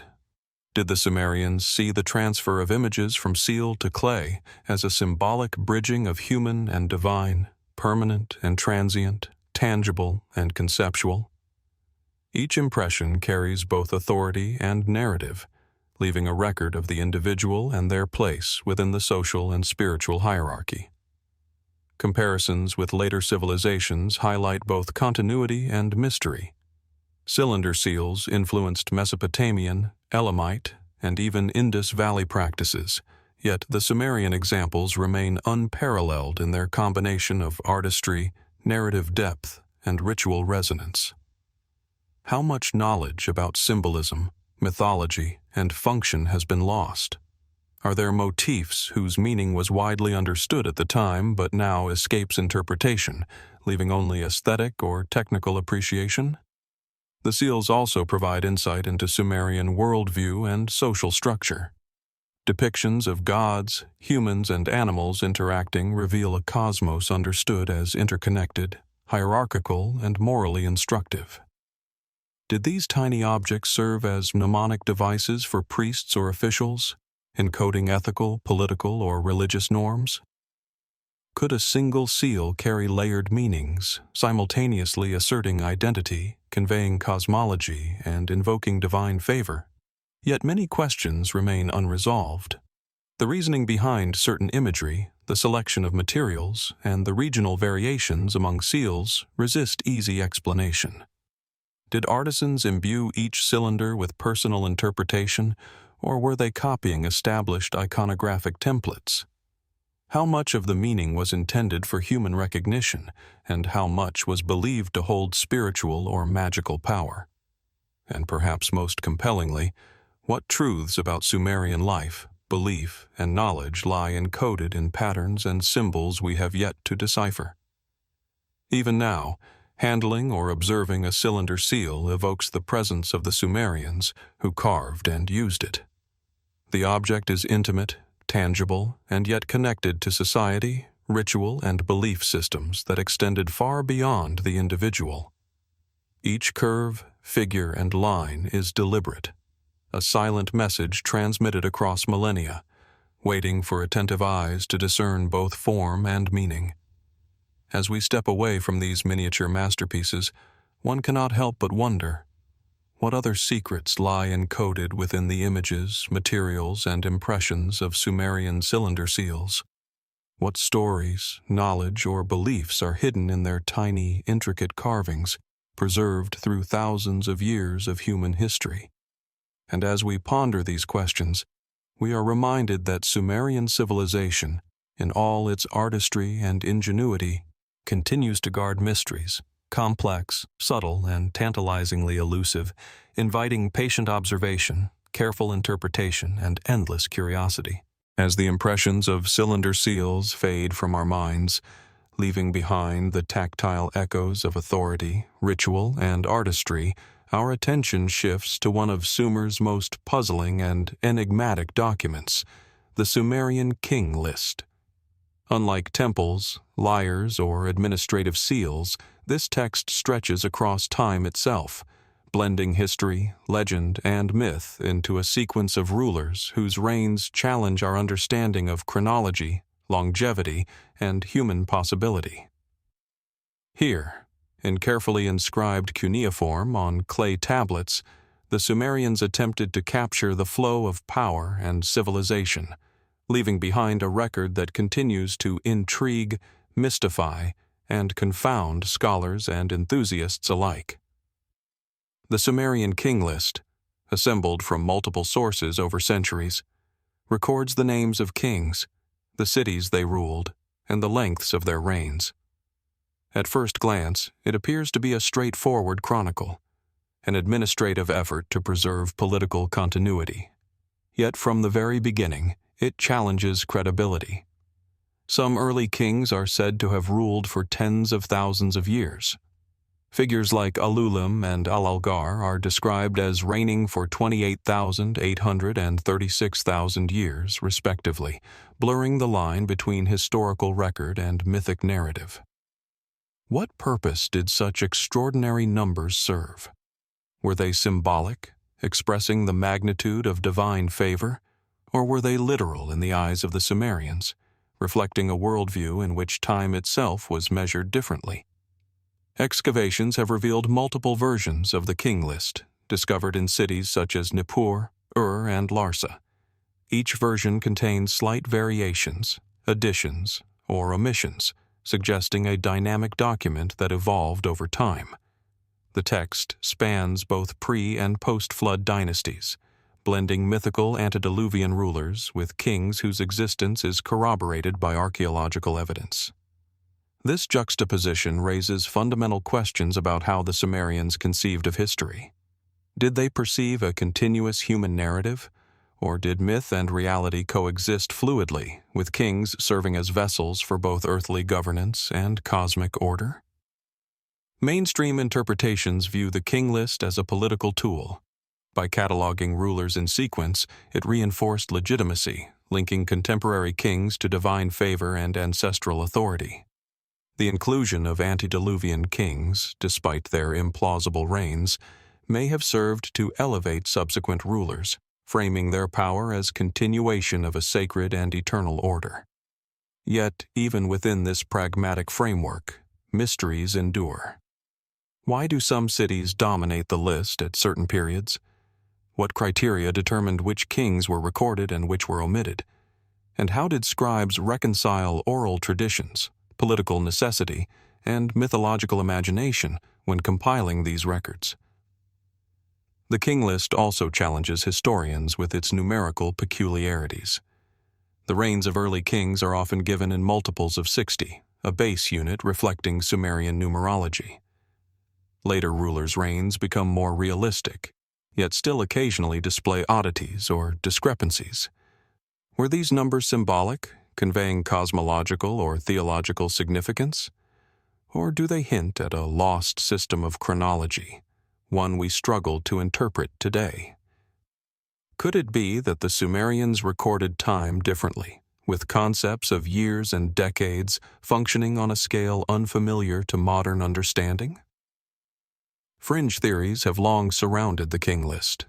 Some suggest that extraordinarily long reigns indicate lost knowledge about prehistory, advanced civilizations, or human longevity unknown to modern science. Others propose that the text encodes astronomical, calendrical, or esoteric knowledge, with reign lengths and city sequences reflecting cycles of celestial events or mythic cosmology. While these interpretations cannot be verified, the deliberate structure of the document, coupled with its mixture of myth and fact, invites speculation that it held meaning far beyond mere political record-keeping. The social and cultural context of the king list is equally compelling. It reflects a civilization deeply concerned with legitimacy, divine sanction, and continuity.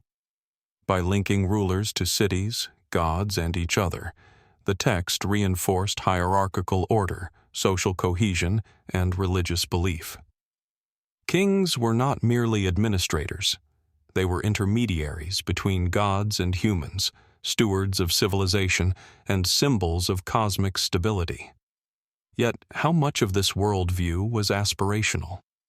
How much was actual governance, and how much was carefully curated narrative designed to inspire reverence and obedience? Archaeology provides tantalizing clues but few answers. Many cities listed on the tablets have been partially excavated, and evidence of rulers mentioned in later sections of the king list is corroborated by inscriptions, monuments, and administrative tablets. However, the earliest mythic rulers leave no trace beyond the cuneiform lines themselves. Are these names purely legendary, placeholders for collective memory, or remnants of a historical reality obscured by time and myth? The king list also poses questions about human imagination and narrative construction. By blending mythic and historical reigns, the Sumerians created a temporal tapestry that bridges the extraordinary and the mundane. Did they intend it as a moral or cosmological lesson, teaching that human authority derives from divine order? Or was it a political instrument designed to legitimize dynasties by connecting them to a sacred past? And how much of the underlying reasoning, interpretation, or ritual context has been lost, leaving modern readers to decipher patterns without full understanding? Even the physical form of the tablets adds to the enigma. Inscribed with precise cuneiform, often in columns, the king list was portable, reproducible, and adaptable. Yet these durable clay records preserve only fragments, each copy a variation shaped by scribes, local politics, and historical circumstance. What other versions existed, now lost to the centuries? Did they include additional details, omitted rulers, or explanatory notes that could illuminate the text's structure, purpose, and meaning? As we examine the king list, it becomes evident that it is more than a catalog of rulers. It is a document that encodes the Sumerians' understanding of time, legitimacy, divine favor, and human ambition. Each name, each number, each city reflects layers of belief, narrative, and authority, carefully curated to convey continuity and cosmic order. Yet the interplay of myth and reality, of extraordinary reigns and verifiable rulers, leaves the modern observer in a state of perpetual inquiry. Perhaps the greatest enigma lies in what remains hidden: the motivations of scribes, the perceptions of contemporary audiences, and the knowledge lost to millennia. What truths, ethical principles, or cosmic insights did the king list convey that we cannot fully grasp? Were these extraordinary reigns symbolic, moral, or literal? And what does this blending of myth and history reveal about the Sumerians' conception of time, memory, and human destiny? As we set aside the king list, leaving behind its columns of names and numbers, one question lingers in the mind. How much of Sumerian civilization, its history, philosophy, and understanding of human potential, remains encoded in texts, artifacts, and symbols we have yet to fully decipher? And as we ponder the extraordinary lengths of reigns and the sequence of kings stretching across millennia, we are reminded that Sumer continues to guard secrets that challenge our assumptions, inviting us to explore, reflect, and wonder at the civilization that first recorded its own passage through time. As the Sumerian king list recedes into memory, leaving behind the spectral presence of rulers whose reigns blur the line between history and myth, our exploration moves to a place that predates even these chronicles, a city said to be the first in human civilization, Eridu. Situated on the alluvial plains near the ancient course of the Euphrates, Eridu emerges not merely as a settlement, but as a cradle of human ambition, spirituality, and societal organization. Today, its ruins stretch quietly across the desert, modest mounds of mud brick whispering stories of a city whose influence shaped the very conception of Sumerian culture, yet whose full secrets remain tantalizingly out of reach. Excavations conducted primarily in the early 20th century revealed Eridu to be a layered city, built atop successive temples, shrines, and dwellings, each layer reflecting centuries of construction, abandonment, and renewal. At its core lies the Abzu, the temple of Enki, patron deity of wisdom, water, and creation. Archaeologists found that this temple was rebuilt multiple times over millennia, each iteration larger and more complex than the last, suggesting a civilization that revered continuity, ritual, and divine presence. The deliberate layering hints at both practical considerations, protecting sacred structures from flood and decay, and symbolic meaning, as though each new temple embodied a renewal of cosmic and social order. Walking through the imagined streets of Eridu, one can picture a bustling settlement centered around this sacred precinct. Streets would have funneled movement toward the temple, guiding worshippers and officials alike in a choreography of devotion. Courtyards, altars, and smaller shrines indicate spaces for communal ritual, while residential and administrative structures suggest a society organized around hierarchy, trade, and resource management. Yet, despite these insights, much of Eridu remains enigmatic. The exact scale of its population, the daily rhythm of its inhabitants, and the full extent of its influence on surrounding cities are topics of ongoing debate. Historical sources describe Eridu as the first city founded by the gods, specifically by Enki, who brought water, irrigation, and civilization to humanity. The mythic significance of the city is reflected in its architecture and material culture.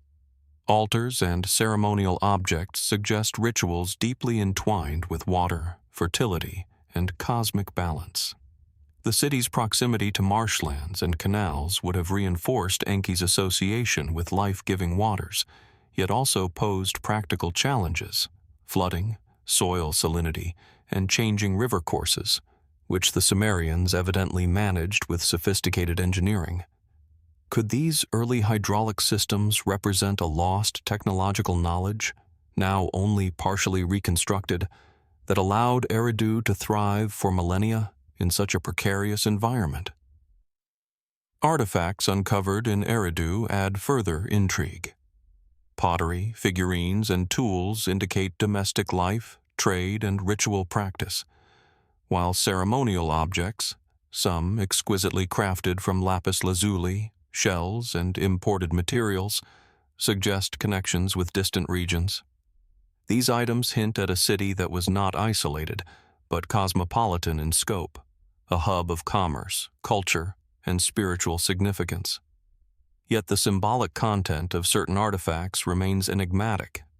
Miniature shrines, abstract motifs, and sculpted animals appear repeatedly, their precise meaning obscured by time. Were they didactic, teaching sacred narratives, protective talismans, or encoded messages meant only for the initiated? The city's urban planning raises further questions. Layers of construction indicate deliberate organization: ceremonial precincts separated from residential quarters, streets aligned with cardinal directions, and buildings positioned to respect sacred space. Were these alignments purely functional, or did they reflect cosmological principles encoded in the very layout of the city? Some scholars have proposed that the spatial arrangement mirrors celestial patterns or mythological cosmography, suggesting that Eridu's architecture itself was a map of divine order. If so, what other knowledge might be hidden in the city's plan, waiting to be decoded? Fringe theories abound regarding Eridu's place in human history. Some researchers have suggested that Eridu represents not merely the first Sumerian city, but the first urban settlement in the world, a cradle of civilization where humans first transitioned from nomadic existence to complex society. Others propose that its mythic reputation as a city founded by gods hints at knowledge or technology lost to time, perhaps related to water management, astronomy, or ritual practice. While these ideas remain speculative, the city's antiquity, continuous occupation, and centrality in Sumerian culture make it plausible that Eridu was a focal point of innovation, spiritual authority, and social organization. The temples themselves, particularly the Abzu, offer profound mysteries. Rebuilt in successive layers over centuries, the temple demonstrates architectural evolution, ritual continuity, and perhaps an evolving understanding of sacred space. Certain rooms, altars, and ritual platforms appear designed to align with celestial or aquatic phenomena. Could the placement of these features have been intended to synchronize human activity with lunar or solar cycles, or to harness the symbolic power of water as it flowed through the city?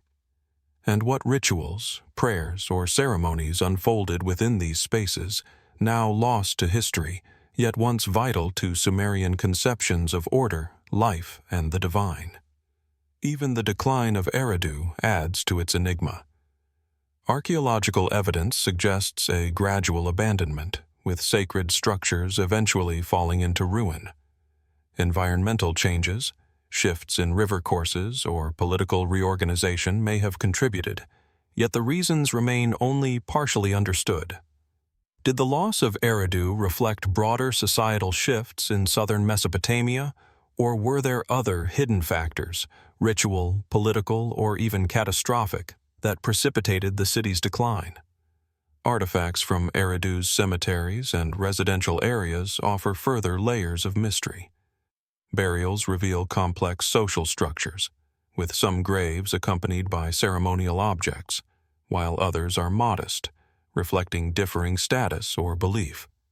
Certain figurines, enigmatic in form, suggest ritual or protective functions. Were these objects intended to mediate between the living and the dead, or between humans and gods? And what knowledge, encoded in their form, material, or placement, has been lost to the ravages of time? The very notion of Eridu as the first city invites reflection. What constituted a city in Sumerian understanding? Was it a concentration of population, the presence of temples and administrative structures, or the assertion of divine sanction over land and society? And if Eridu truly represents the origins of urban civilization, what truths about governance, social cohesion, technology, and spirituality were discovered here first, only to be transmitted, transformed, or obscured in the cities that followed? Even today, standing before the low mounds of Eridu, one senses the layers of human ambition and devotion embedded in the soil. Mud brick walls, eroded foundations, and scattered artifacts evoke a civilization deeply engaged with both the material and the divine. The city embodies human ingenuity, the capacity for ritual and art, and the desire to impose order upon both nature and society. Yet for all we know, much of its knowledge, belief systems, and technological understanding remains buried beneath layers of sand, sediment, and time. Perhaps the greatest enigma of Eridu lies in what we cannot see, touch, or fully comprehend. What rituals, technologies, or cultural practices flourished here, influencing generations of Sumerians and shaping the trajectory of human civilization? How much of the city's spiritual and intellectual life is encoded in its foundations, in artifacts yet to be unearthed, or in myths that persist through fragments of text and oral tradition? As we leave Eridu behind, its quiet mounds silhouetted against the desert sun, one question lingers. What other secrets lie hidden beneath its sands, waiting to be discovered, interpreted, and understood? And as we contemplate the first city, the first temples, and the first attempts at human order and divine connection, we are reminded that Sumer continues to guard mysteries, layered, profound, and tantalizingly elusive, inviting exploration, reflection, and endless wonder. As the sands of Eridu settle behind us, leaving the memory of its layered temples, sacred precincts, and bustling streets, our journey into Sumerian civilization turns to a quieter, yet no less enigmatic artifact: the udurru boundary stones. Unlike temples, lyres, or city ruins, these standing stones speak in symbols, inscriptions, and imagery, silent yet resolute witnesses to land, power, and divine authority. They were more than legal markers. They were both sacred objects and political instruments, a medium in which the Sumerians encoded not only agreements over territory, but also messages intended to endure beyond lifetimes, across generations, and perhaps even into the realm of the gods. Udurrus, first appearing in the late 3rd millennium BCE and continuing into the Old Babylonian period, were typically carved from durable stone and positioned to mark territorial boundaries, especially land grants from kings to favored officials, priests, or temples. These stones were often small enough to be portable in concept, yet substantial enough to command attention, standing as tangible proof of ownership, entitlement, and legal decree. Their surfaces were meticulously inscribed with cuneiform texts detailing land boundaries, involved parties, legal witnesses, and stipulations for ownership, combining administrative precision with ritual significance. Yet udurrus are remarkable not only for their textual content, but also for their symbolic imagery. Many are adorned with depictions of gods, celestial symbols, and mythological motifs. Divinities are represented by abstract symbols: the crescent moon for Sin, the sun disk for Shamash, the 8-pointed star for Ishtar, reinforcing the notion that ownership and law were not solely human affairs, but matters overseen by divine authority. Did the Sumerians view these symbols as protective, enforcing the legality of the grant through supernatural witness? Were they intended to invoke fear, reverence, or obedience among those who might challenge the decree? The inscriptions themselves are precise, formal, and dense, yet they leave openings for interpretation. Beyond recording names, boundaries, and curses against violators, some udurrus contain enigmatic phrases and ritual instructions. Scholars debate whether certain passages encoded ceremonial practices, secret knowledge, or cosmological principles now lost to time. Were these texts purely practical, or did they embed a deeper understanding of Sumerian law, ethics, and sacred order? And if so, how much of this knowledge was intended for human comprehension versus divine observation? One of the most intriguing aspects of udurrus is their use of curses. Many stones explicitly threatened divine retribution on anyone who violated the land grant. These curses could be vivid and imaginative, invoking deities to punish thieves, destroy households, or even disrupt the soul of the offender. Such threats suggest that the Sumerians understood law as inseparable from morality and divine will. Yet the specifics of these curses, the choice of gods invoked, and the intensity of the imagined punishments remain open to interpretation. Were they legal deterrents, moral lessons, ritual prescriptions, or something more profound? A belief that the stone itself, once inscribed and consecrated, carried power capable of enacting justice. The artistic aspects of udurrus are equally compelling. Symbols and iconography are not merely decorative. They often communicate layered meaning. Animals, Divine emblems and abstract geometric patterns intertwine with textual inscriptions, creating a dense interplay of visual and linguistic information. Some scholars suggest that the imagery may encode calendrical, astronomical, or even cosmological knowledge, aligning human law with the order of the universe. Could the positioning of certain symbols, their relative scale, or the sequence of deities represent a deeper system of knowledge that modern interpreters have yet to fully decipher? Fringe theories have emerged around Kudurrus, proposing that these stones might carry information beyond legal or religious domains. Some suggest they were repositories of sacred or esoteric knowledge, perhaps functioning as mnemonic devices for priestly or royal elites. Others speculate that they could encode geographic, astronomical, or metaphysical systems, mapping human territory onto a divine cosmology.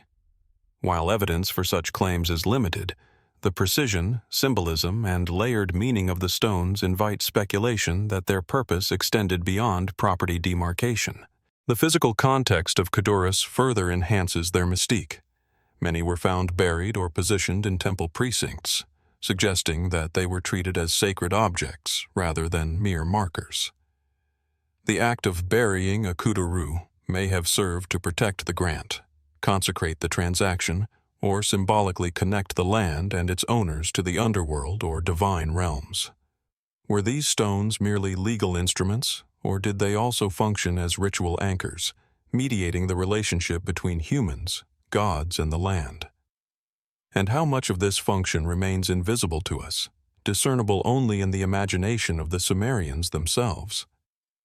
The textual content of Kudurrus also raises questions about literacy, administration, and power. The stones demonstrate the sophistication of Sumerian bureaucracy, in which scribes could translate complex legal, ritual, and administrative information into durable, enduring objects. Yet this very sophistication introduces mystery. How were these texts read, interpreted, and enforced by ordinary citizens? Were they accessible only to the elite, or did they convey meaning through symbols and ritual action to a broader audience? And if the stones communicated both practical and spiritual authority, how did these layers interact in everyday life? The concept of divine witness embedded in Kudurrus underscores a uniquely Sumerian worldview. Ownership and law were inseparable from cosmology. The gods observed, approved, and enforced human contracts. The interplay between human action and divine oversight is encoded in every inscription, symbol, and curse. Yet we cannot fully know how contemporaries experienced this relationship. Did they perceive the stones as protective, intimidating, empowering, or all three?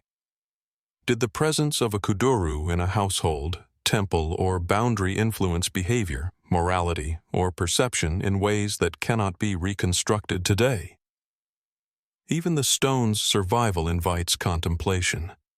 Many kudurrus remain in fragments, scattered across museums or excavated sites, leaving gaps in our understanding. Some inscriptions are worn, some symbols indistinct, and many original placements unknown.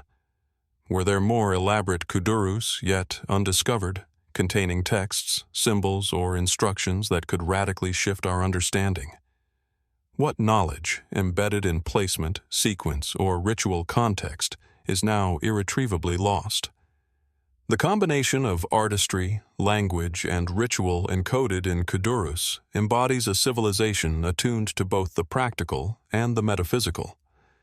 These stones were not merely markers of territory. They were instruments through which law, religion, and authority intersected. They demonstrate a society deeply invested in permanence, both temporal and spiritual, ensuring that human decisions resonated across space, time, and even the divine order. Yet the full spectrum of their meaning eludes us, leaving the modern observer with fragments of intention, glimpses of ritual, and the haunting presence of symbolic knowledge. Perhaps the most profound mystery of the Kudurrus lies in what they conceal, rather than what they reveal. What subtle codes, ethical frameworks, or spiritual principles are hidden within their inscriptions and symbols? Were their practices associated with the stones, rituals performed in their presence, or oral traditions that mediated their meaning, now lost to time?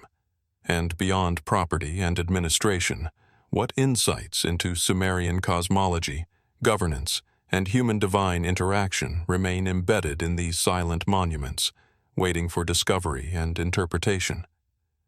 As we leave the scattered stones of ancient Mesopotamia behind, one cannot help but reflect on their enduring presence.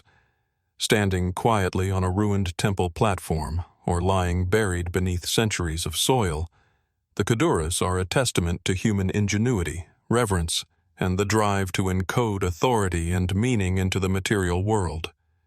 And yet, for all that we have learned, the stones continue to guard secrets, complex, multi-layered, and profoundly human, inviting us to ponder what other knowledge, belief, and cosmic understanding the Sumerians left encoded in stone, waiting to be unearthed and understood. As the udurru stones fade from our awareness, their silent symbols and sacred inscriptions lingering like echoes of divine witness, our journey moves from law, land, and ritual into the intimate and mysterious realm of human life itself, the domain of health, healing, and medicine. The Sumerians, often celebrated for their cities, kings, and temples, also left behind texts that suggest a profound understanding of the human body, illness, and surgical practice. These clay tablets, etched in meticulous cuneiform, are at once practical guides, ritual prescriptions, and enigmatic records of techniques that, in some ways, seem astonishingly advanced for a civilization more than 4,000 years removed from our own. Found in temple archives, palace libraries, and medical workshops, these texts include lists of symptoms, remedies, diagnostic instructions, and even surgical procedures. Many describe treatments for wounds, fractures, infections, and internal ailments, blending empirical observation with spiritual intervention. The Sumerians believed that disease could result from imbalance, divine displeasure, or malevolent forces, and so their approach was simultaneously scientific, ritualistic, and philosophical. A physician, or a shipu, might examine a patient, interpret symptoms, and recommend herbal treatments, incantations, or physical procedures, demonstrating a system of medicine that was both methodical and deeply intertwined with religious belief. Some of the tablets are surprisingly precise. Instructions detail how to dress wounds, set broken bones, or remove obstructions, often referencing specific tools and techniques. Herbs, resins, and minerals are prescribed with quantities and preparation methods that indicate careful observation and experimentation. In many cases, remedies were applied externally or ingested, sometimes combined with incantations or ritual gestures to enhance efficacy. The integration of empirical care with ritual reflects a worldview in which the human body, environment, and divine realm were inseparable. Yet, when reading these texts, one cannot help but wonder how much of this knowledge was practical and how much was symbolic or spiritual, a reflection of belief as much as anatomy. Evidence from the texts suggests that Sumerian physicians could perform surgical procedures. Descriptions exist of trepanation, the careful removal of portions of the skull, and techniques for stitching, cauterizing, and managing wounds. Certain procedures appear to require skill and knowledge of anatomy, raising questions about how such expertise was developed, transmitted, and taught. Did the Sumerians have schools for training healers, and if so, what was the curriculum? How much knowledge was empirically tested versus derived from divine inspiration or ritual tradition? The texts hint at systematic observation of human bodies, but the extent of their anatomical understanding remains unclear. One of the most fascinating aspects of Sumerian medical texts is their combination of physiological observation with magical and religious elements. Illnesses were often attributed to supernatural causes. Demons, curses, or the displeasure of gods could manifest as fever, paralysis, or infection. Treatments, therefore, involved a dual approach, administering medicines while performing incantations, purifications, and offerings. This duality suggests a sophisticated understanding that both the physical and psychological dimensions of disease mattered, an insight that resonates with modern concepts of holistic medicine. But it also raises questions. Did certain rituals genuinely affect outcomes? Or were their effects primarily psychological and social, reinforcing confidence in treatment and the authority of the healer? Some tablets delve into diagnostic practices that seem remarkably systematic. Observing the pulse, examining urine, noting the progression of wounds, or tracking symptoms over time. These methods reflect careful, empirical observation. Recipes for ointments and potions specify ingredients that we now recognize for their antiseptic, anti-inflammatory, or analgesic properties. Did the Sumerians understand the pharmacological properties of these substances intuitively, through trial and error, or were they guided by principles that are now lost? And if so, how much advanced knowledge might they have possessed that has disappeared entirely with the passage of time? Fringe theories occasionally arise around these texts, particularly regarding their apparent sophistication. Some suggest that the Sumerians had access to knowledge of anatomy and surgery far ahead of their time, perhaps inherited from lost civilizations or inspired by sources now unknown. Others speculate that the integration of ritual and empirical observation reflects a proto-scientific approach, combining experiential knowledge with spiritual understanding in a way that modern medicine is only beginning to appreciate. While such theories remain speculative, the texts themselves resist easy categorization. They are at once pragmatic, mystical, and occasionally astonishing in their level of detail. The texts also reveal insights into societal structure and healthcare organization. Certain tablets reference specialists, physicians, herbalists, and exorcists, indicating a division of labor in medical practice. Healing could occur in temples, homes, or designated medical spaces, suggesting that healthcare was both professionalized and integrated into daily life. Was access to advanced medical knowledge limited to the elite, priests, or royals, or did ordinary citizens benefit from these techniques as well?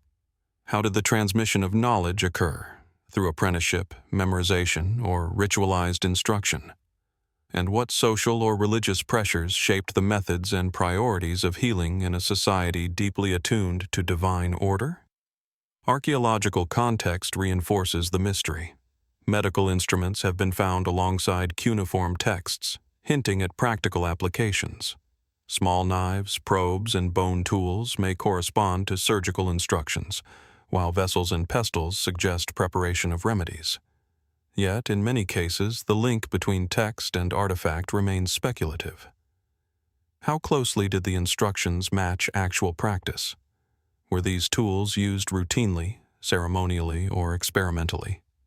And, if empirical, how effective were the treatments compared to our modern understanding of medicine? Even the language of these texts adds to their enigmatic quality. Cuneiform is precise, yet often ambiguous, requiring careful interpretation to distinguish between literal instructions, metaphor, and ritual formula. Certain passages may encode symbolic meanings, while others record practical steps. This duality challenges modern scholars. To what extent were the texts intended as practical manuals, spiritual guidance, or a combination of both? And how much of the knowledge embedded within them has been irretrievably lost through centuries of translation, erosion, and context collapse? The Sumerian approach to anatomy and surgery reflects a worldview in which the human body, illness, and the cosmos were interconnected. Rituals, prayers, and offerings were not mere superstition. They were part of a framework in which treatment required alignment with divine forces, the social order, and natural rhythms. This holistic perspective, blending empirical observation with spiritual practice, suggests a sophistication that challenges modern assumptions about ancient medicine. Were the Sumerians pioneers of integrated medical knowledge, combining body, mind, and spirit in ways that anticipated later developments in holistic care? The mysteries extend even further when we consider the transmission of knowledge. How did these techniques influence later civilizations, Babylonians, Assyrians, and beyond? Were aspects of Sumerian medical understanding preserved, transformed, or forgotten over the millennia? And how much remains hidden in unexcavated tablets, broken artifacts, or overlooked archives, waiting to reveal insights into both practical and mystical dimensions of healing? Perhaps the most compelling enigma lies in the human stories behind these texts. Each prescription, surgical instruction, or ritual formula reflects observation, experimentation, and care. Each tablet represents a patient, a healer, and a society deeply invested in understanding, preserving, and controlling the forces of health and disease. And yet, much of this knowledge is lost to us, surviving only in fragments, awaiting careful interpretation and imagination. As we leave behind the clay tablets, instruments, and archives of Sumerian medicine, one question lingers. How much of this knowledge was empirical? How much was ritual? And how much represents a sophisticated understanding of human physiology that has been largely forgotten? Were the Sumerians able to achieve results in healing and surgery that we cannot fully measure today? And what other secrets of the human body, preserved in clay and cuneiform, might still be hidden, awaiting discovery in the archives of ancient Mesopotamia? In exploring these texts, we are reminded that the Sumerians were not only builders, rulers, and scribes. They were observers of life, investigators of the body, and practitioners of a form of science entwined with spirituality. Their writings challenge us to reconsider the boundaries between empirical knowledge and ritual, between observation and belief. And as we ponder these ancient healers, their patients, and the enduring mysteries of their practice, we are drawn into a world where medicine, magic, and human ingenuity converge, leaving us to wonder what other secrets lie encoded in clay, waiting silently to be deciphered. As the clay tablets detailing Sumerian medicine fade into memory, leaving behind a tantalizing glimpse of a civilization that observed, experimented, and healed with astonishing sophistication, our focus now shifts from the known and interpreted to the shadowy domain of the undeciphered, the untranslated symbols of Sumer, scattered across temples, tombs, artifacts, and administrative records. These enigmatic markings speak to us in shapes, lines, and curves, yet their meaning eludes modern understanding. Unlike the cuneiform scripts that have been painstakingly translated, these symbols remain silent witnesses to knowledge, belief, and perhaps even technology that Sumerians encoded but did not, or could not, leave fully intelligible to posterity. These symbols appear on a wide array of surfaces, carved into stone, etched into pottery, impressed on seals, and sometimes integrated into monumental architecture. Some are geometric, resembling spirals, triangles, or concentric circles. Others suggest forms of flora, fauna, or celestial bodies. Occasionally, they appear in clusters or sequences, as if forming a sentence, a ritual formula, or a set of instructions. Archaeologists have noted their persistence across centuries and regions, indicating that these were not isolated or decorative anomalies, but part of a systematic symbolic language, one whose logic and function are still beyond our grasp. Many of the untranslated symbols coexist alongside conventional cuneiform, often in contexts that suggest ritual, legal, or scientific significance. On certain cylinder seals, for instance, these markings accompany depictions of gods and mythological scenes. Are they labels, explanations, or magical augmentations to the imagery? In temple precincts, symbols are carved into altars or boundary stones, sometimes paired with prayers or offerings. Could they have been meant to invoke protection, divine blessing, or spiritual potency? Or did they serve as mnemonic devices for priests and scribes, encoding knowledge that was orally transmitted and therefore partially indecipherable to outsiders? Their ubiquity raises profound questions about literacy, knowledge, and societal structure. The Sumerians had a highly developed writing system, yet these symbols suggest the existence of an additional layer of communication. Were these reserved for elite circles, priests, scholars, and royal officials, or were they part of public ritual visible to all? If they were specialized, what knowledge was being encoded that ordinary citizens could not access? And if the symbols were widely recognized in their time but lost to us, what does that say about the fragility of human memory and the transmission of knowledge across millennia? Some of the symbols appear to convey abstract or conceptual ideas, rather than concrete objects or actions. Spirals, concentric circles, and interlocking forms may indicate cosmological principles, mathematical relationships, or metaphysical constructs. Could these represent a lost Sumerian understanding of the cosmos, of time, or of natural cycles? Scholars have noted patterns that suggest rhythm, repetition, or sequencing, implying that the symbols might have functioned as a proto-notation, a system for recording phenomena that we have yet to decode. If so, the implications are staggering. These markings might preserve knowledge of astronomy, hydraulics, medicine, or ritual that is now inaccessible, yet was once central to Sumerian understanding of the world. Fringe theories have emerged, sometimes dramatically, around these untranslated symbols. Some researchers speculate that they may encode technology, advanced mathematics, or even hidden knowledge of human biology, inspired perhaps by sources now entirely lost. Others suggest that they served as a form of spiritual encryption, allowing Sumerian priests to communicate with divine entities in ways imperceptible to ordinary humans. While evidence for such claims is largely circumstantial, the very existence of the symbols, systematic, persistent, and enigmatic, demands that we acknowledge their significance, even if their precise function remains beyond our comprehension. The physical context of these symbols is equally revealing. In some cases, they are carved deeply into stone, suggesting permanence and intentionality.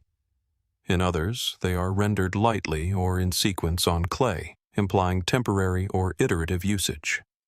Some symbols are accompanied by traces of pigment, raising the possibility that they were originally colored, adding another layer of meaning. Were these intended to be read visually, touched ritually, or both? And what cognitive or symbolic systems guided their creation, ones that may have no modern analog? Attempts to interpret the symbols systematically have produced tantalizing but inconclusive results. Comparative analysis across regions shows that certain motifs recur, while others are unique to specific cities, temples, or dynastic periods. Does this suggest regional dialects of symbolic language, specialized ritual usage, or chronological evolution in symbolic communication? And what criteria did the Sumerians use to create, replicate, or abandon particular symbols, ensuring continuity while also allowing for innovation? The overlap with known cuneiform texts offers additional intrigue. Some untranslated symbols appear adjacent to numerical tables, astronomical observations, or ritual instructions, hinting at a functional relationship. Could these symbols have served as annotations, clarifications, or encoding mechanisms to preserve sensitive information? And if so, what insights into Sumerian knowledge and scientific practice might lie hidden within these undeciphered sequences? The tantalizing possibility exists that the symbols hold keys to understanding aspects of Sumerian society that are invisible through conventional texts alone. The mystery deepens when we consider the ritual and spiritual dimensions. Many symbols appear in sacred contexts, temples, shrines, and burial sites, suggesting that they may have had protective, purifying, or consecratory purposes. Were they charms, inscriptions of power, or tools for mediating between humans and gods? Did the Sumerians believe that these symbols carried intrinsic efficacy, independent of human understanding, as if the act of marking them conferred order upon chaos? And if so, what knowledge or intention has been lost to us, leaving only the visual impression without its original spiritual resonance? One of the most striking aspects of these untranslated symbols is their aesthetic complexity. Despite their undeciphered nature, they exhibit careful proportion, repetition, and balance. This suggests deliberate design, reflecting cognitive principles, cultural aesthetics, and perhaps encoded knowledge. Could the patterns themselves, regardless of their literal meaning, have been intended to stimulate memory, perception, or spiritual experience? Were they an early form of symbolic logic, intended to structure thought as well as communicate ideas?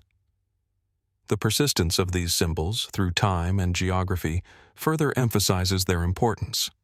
They are found in sites spanning southern Mesopotamia, from Eridu and Ur to Nippur and beyond, surviving centuries of political upheaval, environmental change, and cultural evolution.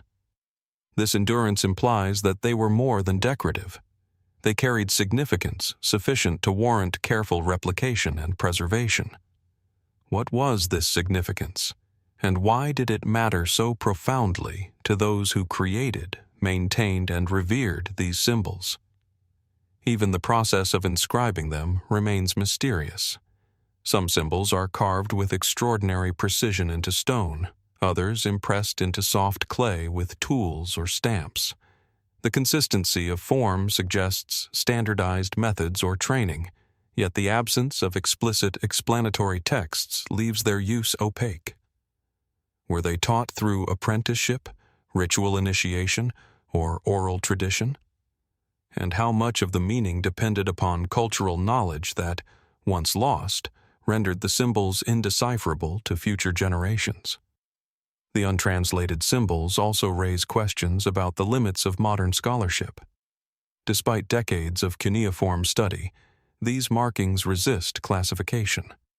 Are they a separate writing system, a symbolic adjunct to cuneiform, or an entirely distinct form of communication? Might future discoveries, additional tablets, buried archives, or analytical methods unlock their meaning, revealing insights that could transform our understanding of Sumerian culture, science, and spirituality? Or are they fragments of knowledge intentionally obscured, their meaning lost by design or circumstance, leaving only tantalizing traces for posterity? As we trace the lines, curves, and spirals of these enigmatic symbols, it becomes evident that they embody more than information.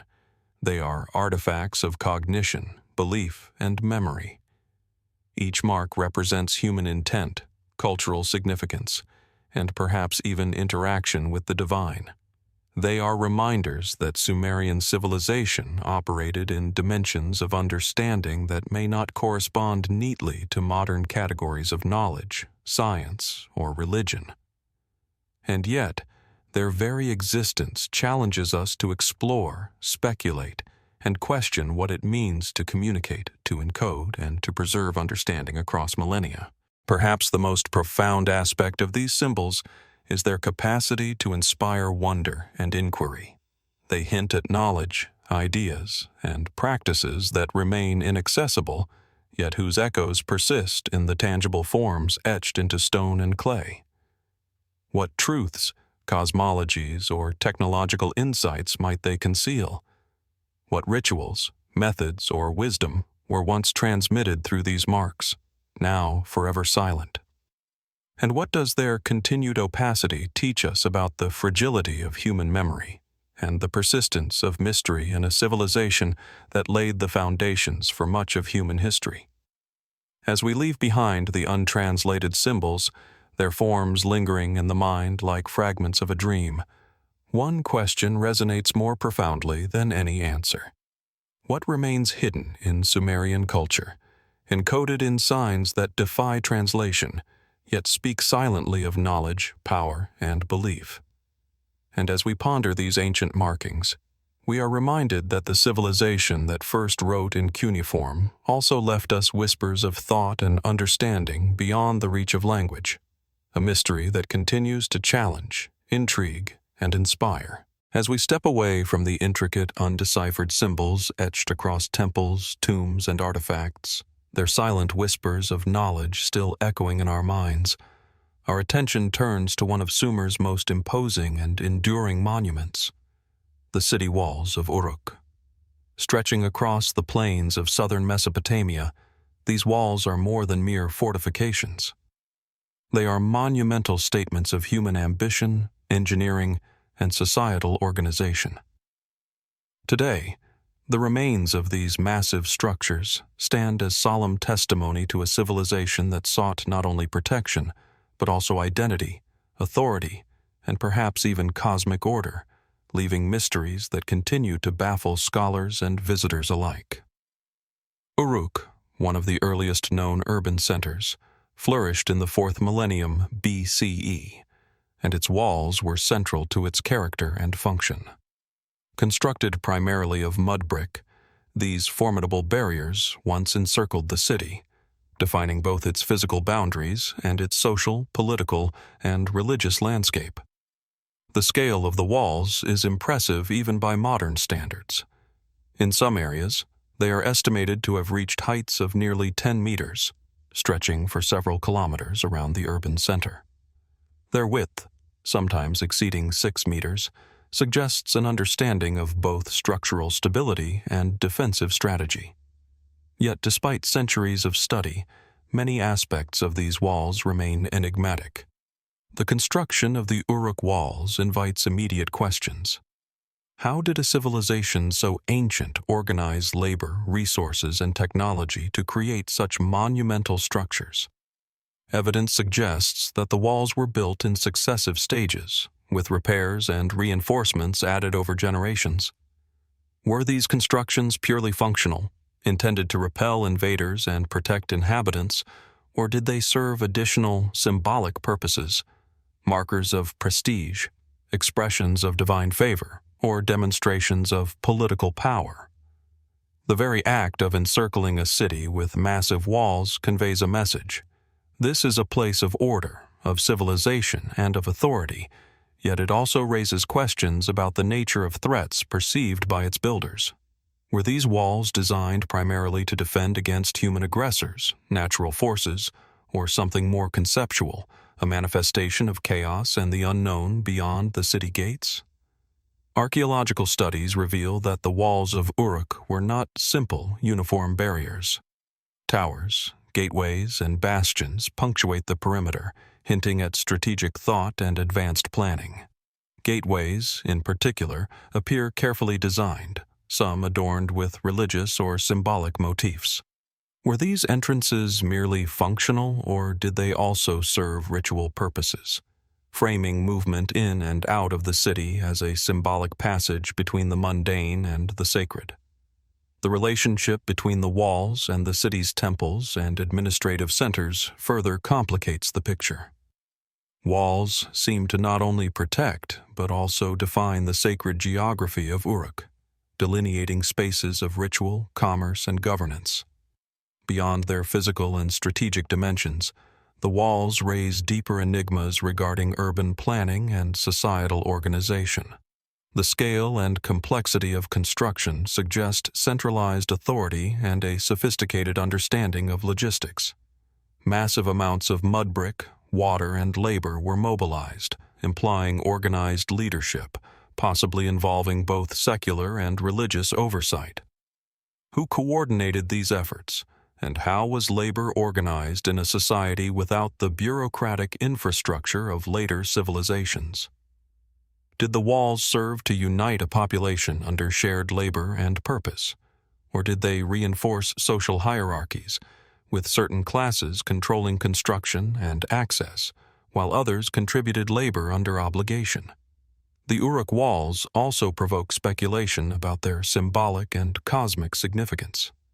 Some scholars have proposed that the perimeter may reflect celestial alignments, cardinal directions, or cosmological principles, suggesting that the city itself was conceived as a microcosm of the universe. Could the walls have encoded sacred knowledge, marking the city as a space governed not only by human law, but also by divine order? Certain gates and towers seem deliberately positioned in relation to temples and major thoroughfares, hinting at an interplay between urban design, ritual practice, and cosmology. If these interpretations hold, then the walls of Uruk were not merely defensive structures, but instruments through which the city articulated its place in both the physical and spiritual world. The mysteries extend to the very materials and methods used in construction. Mud brick, the primary medium, is simultaneously fragile and enduring, requiring maintenance, repair, and replacement over time. Yet the scale of the walls suggests a sophisticated understanding of construction techniques, including compaction, layering, and perhaps even stabilization methods that allowed the walls to endure centuries of erosion, flooding, and settlement. Could the Sumerians have possessed specialized knowledge of material science, empirical testing, or construction methods now lost to time? How did they organize the logistics of acquiring, transporting, and shaping such immense quantities of brick in a landscape both challenging and fluid, with rivers changing course and soils shifting with the seasons? Equally mysterious are the walls' interactions with the city's water systems. Uruk was situated near the Euphrates and its network of canals, and the city's survival depended on sophisticated irrigation and flood control. Were the walls designed to complement these hydraulic systems, protecting against seasonal floods while simultaneously channeling water for agriculture and urban life? Certain remnants suggest that the walls incorporated drainage systems or terraces, hinting at an integrated approach to engineering, urban planning, and environmental management. If so, what principles guided this integration, and what other lost techniques or innovations might the Sumerians have employed to harmonize urban development with the dynamic forces of nature? The wall's defensive role also remains a matter of debate. Conventional interpretation sees them as protection against hostile neighboring cities or nomadic incursions, yet the scale and complexity might suggest additional purposes. Were the walls primarily deterrents, signaling strength and permanence, rather than designed for actual combat? Some scholars suggest that the psychological impact of monumental architecture, intimidation, awe, and social cohesion may have been as important as practical defense. Could the very act of surrounding a city with massive walls have been a ritualized statement of human control over space, authority over population, and alignment with divine order? Fringe theories extend even further. Some propose that the walls encoded astronomical knowledge, using their orientation, height, and spacing to mark celestial events. Others suggest that the walls were designed with symbolic numerology, reflecting mythic cycles, sacred geometries, or cosmological principles. While these hypotheses remain speculative, the persistent recurrence of certain alignments, patterns, and motifs invites consideration that the walls were more than defensive structures. They may have served as instruments of knowledge, ritual, and societal cohesion, bridging the material and spiritual worlds. Artifacts found near the walls add another layer of complexity. Ceramics, tools, and inscriptions suggest continuous activity along the perimeter, from construction to ritual observance.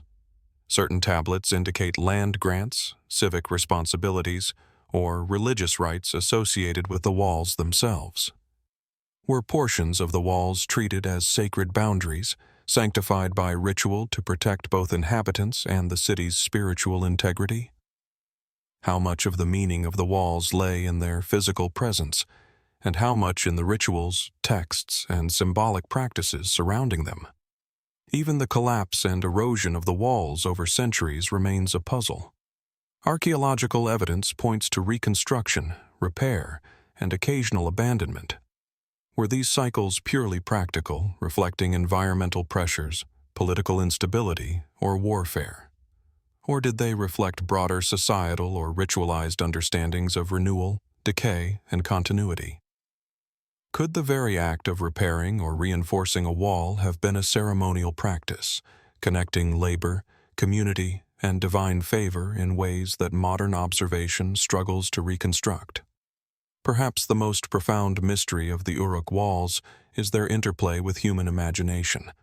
These structures were designed to be seen, experienced, and understood by the inhabitants, yet their original impact, both practical and symbolic, is difficult to fully grasp. Walking along the remnants today, one can imagine the scale of human effort, the coordinated labor, and the visionary ambition required to erect such barriers. Yet alongside admiration lies a humbling uncertainty. What knowledge, ritual, or symbolic meaning has been lost, leaving us to witness only stone, mud, and faint traces of human intent? The walls' enigmatic aspects extend to their integration with the city's social and political structures, where neighborhoods, temples, markets, and administrative centers deliberately aligned with or protected by the walls, forming a conscious hierarchy of access and authority. And if so, how did the walls shape the daily experience of citizens, influencing movement, social interaction, and perception of security and power? How much of urban life, ritual, and governance was encoded in these earthen and mud-brick boundaries, silently directing human activity through their form and presence? The mystery of Uruk's city walls also challenges modern notions of ancient engineering.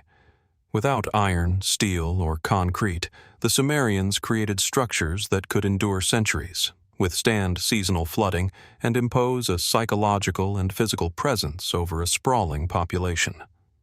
How did they conceptualize structural load, material strength, and the logistics of large-scale labor?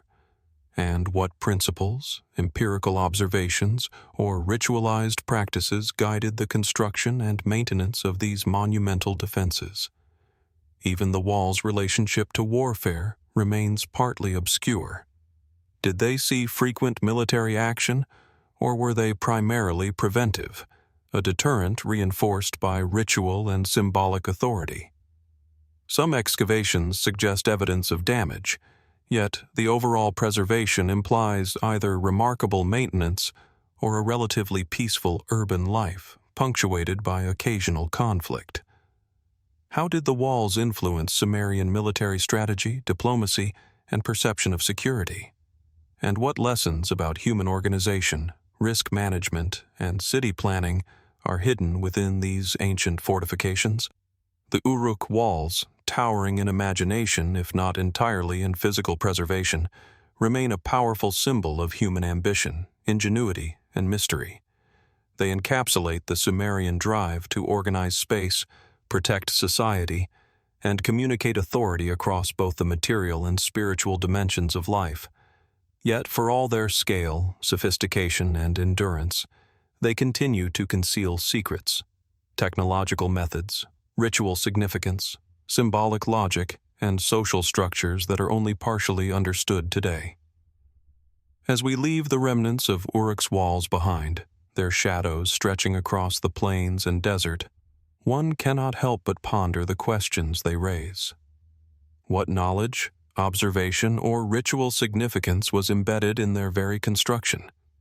How did these monumental barriers shape not only the city's physical boundaries, but its social, spiritual, and intellectual landscape?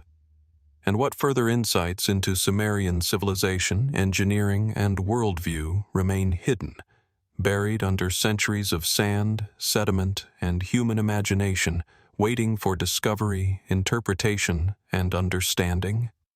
In contemplating these walls, we are reminded that Sumerian civilization continues to challenge, intrigue, and inspire. Even as mud brick erodes and stone crumbles, the questions endure about human ambition, ingenuity, and the mysterious forces, both material and spiritual, that guided the builders of Uruk. And as we move forward in our exploration of Sumerian mysteries, the city walls stand as silent, enduring witnesses, inviting us to peer into the past, speculate about the unknown, and marvel at the depth and complexity of a civilization that shaped the foundations of human history.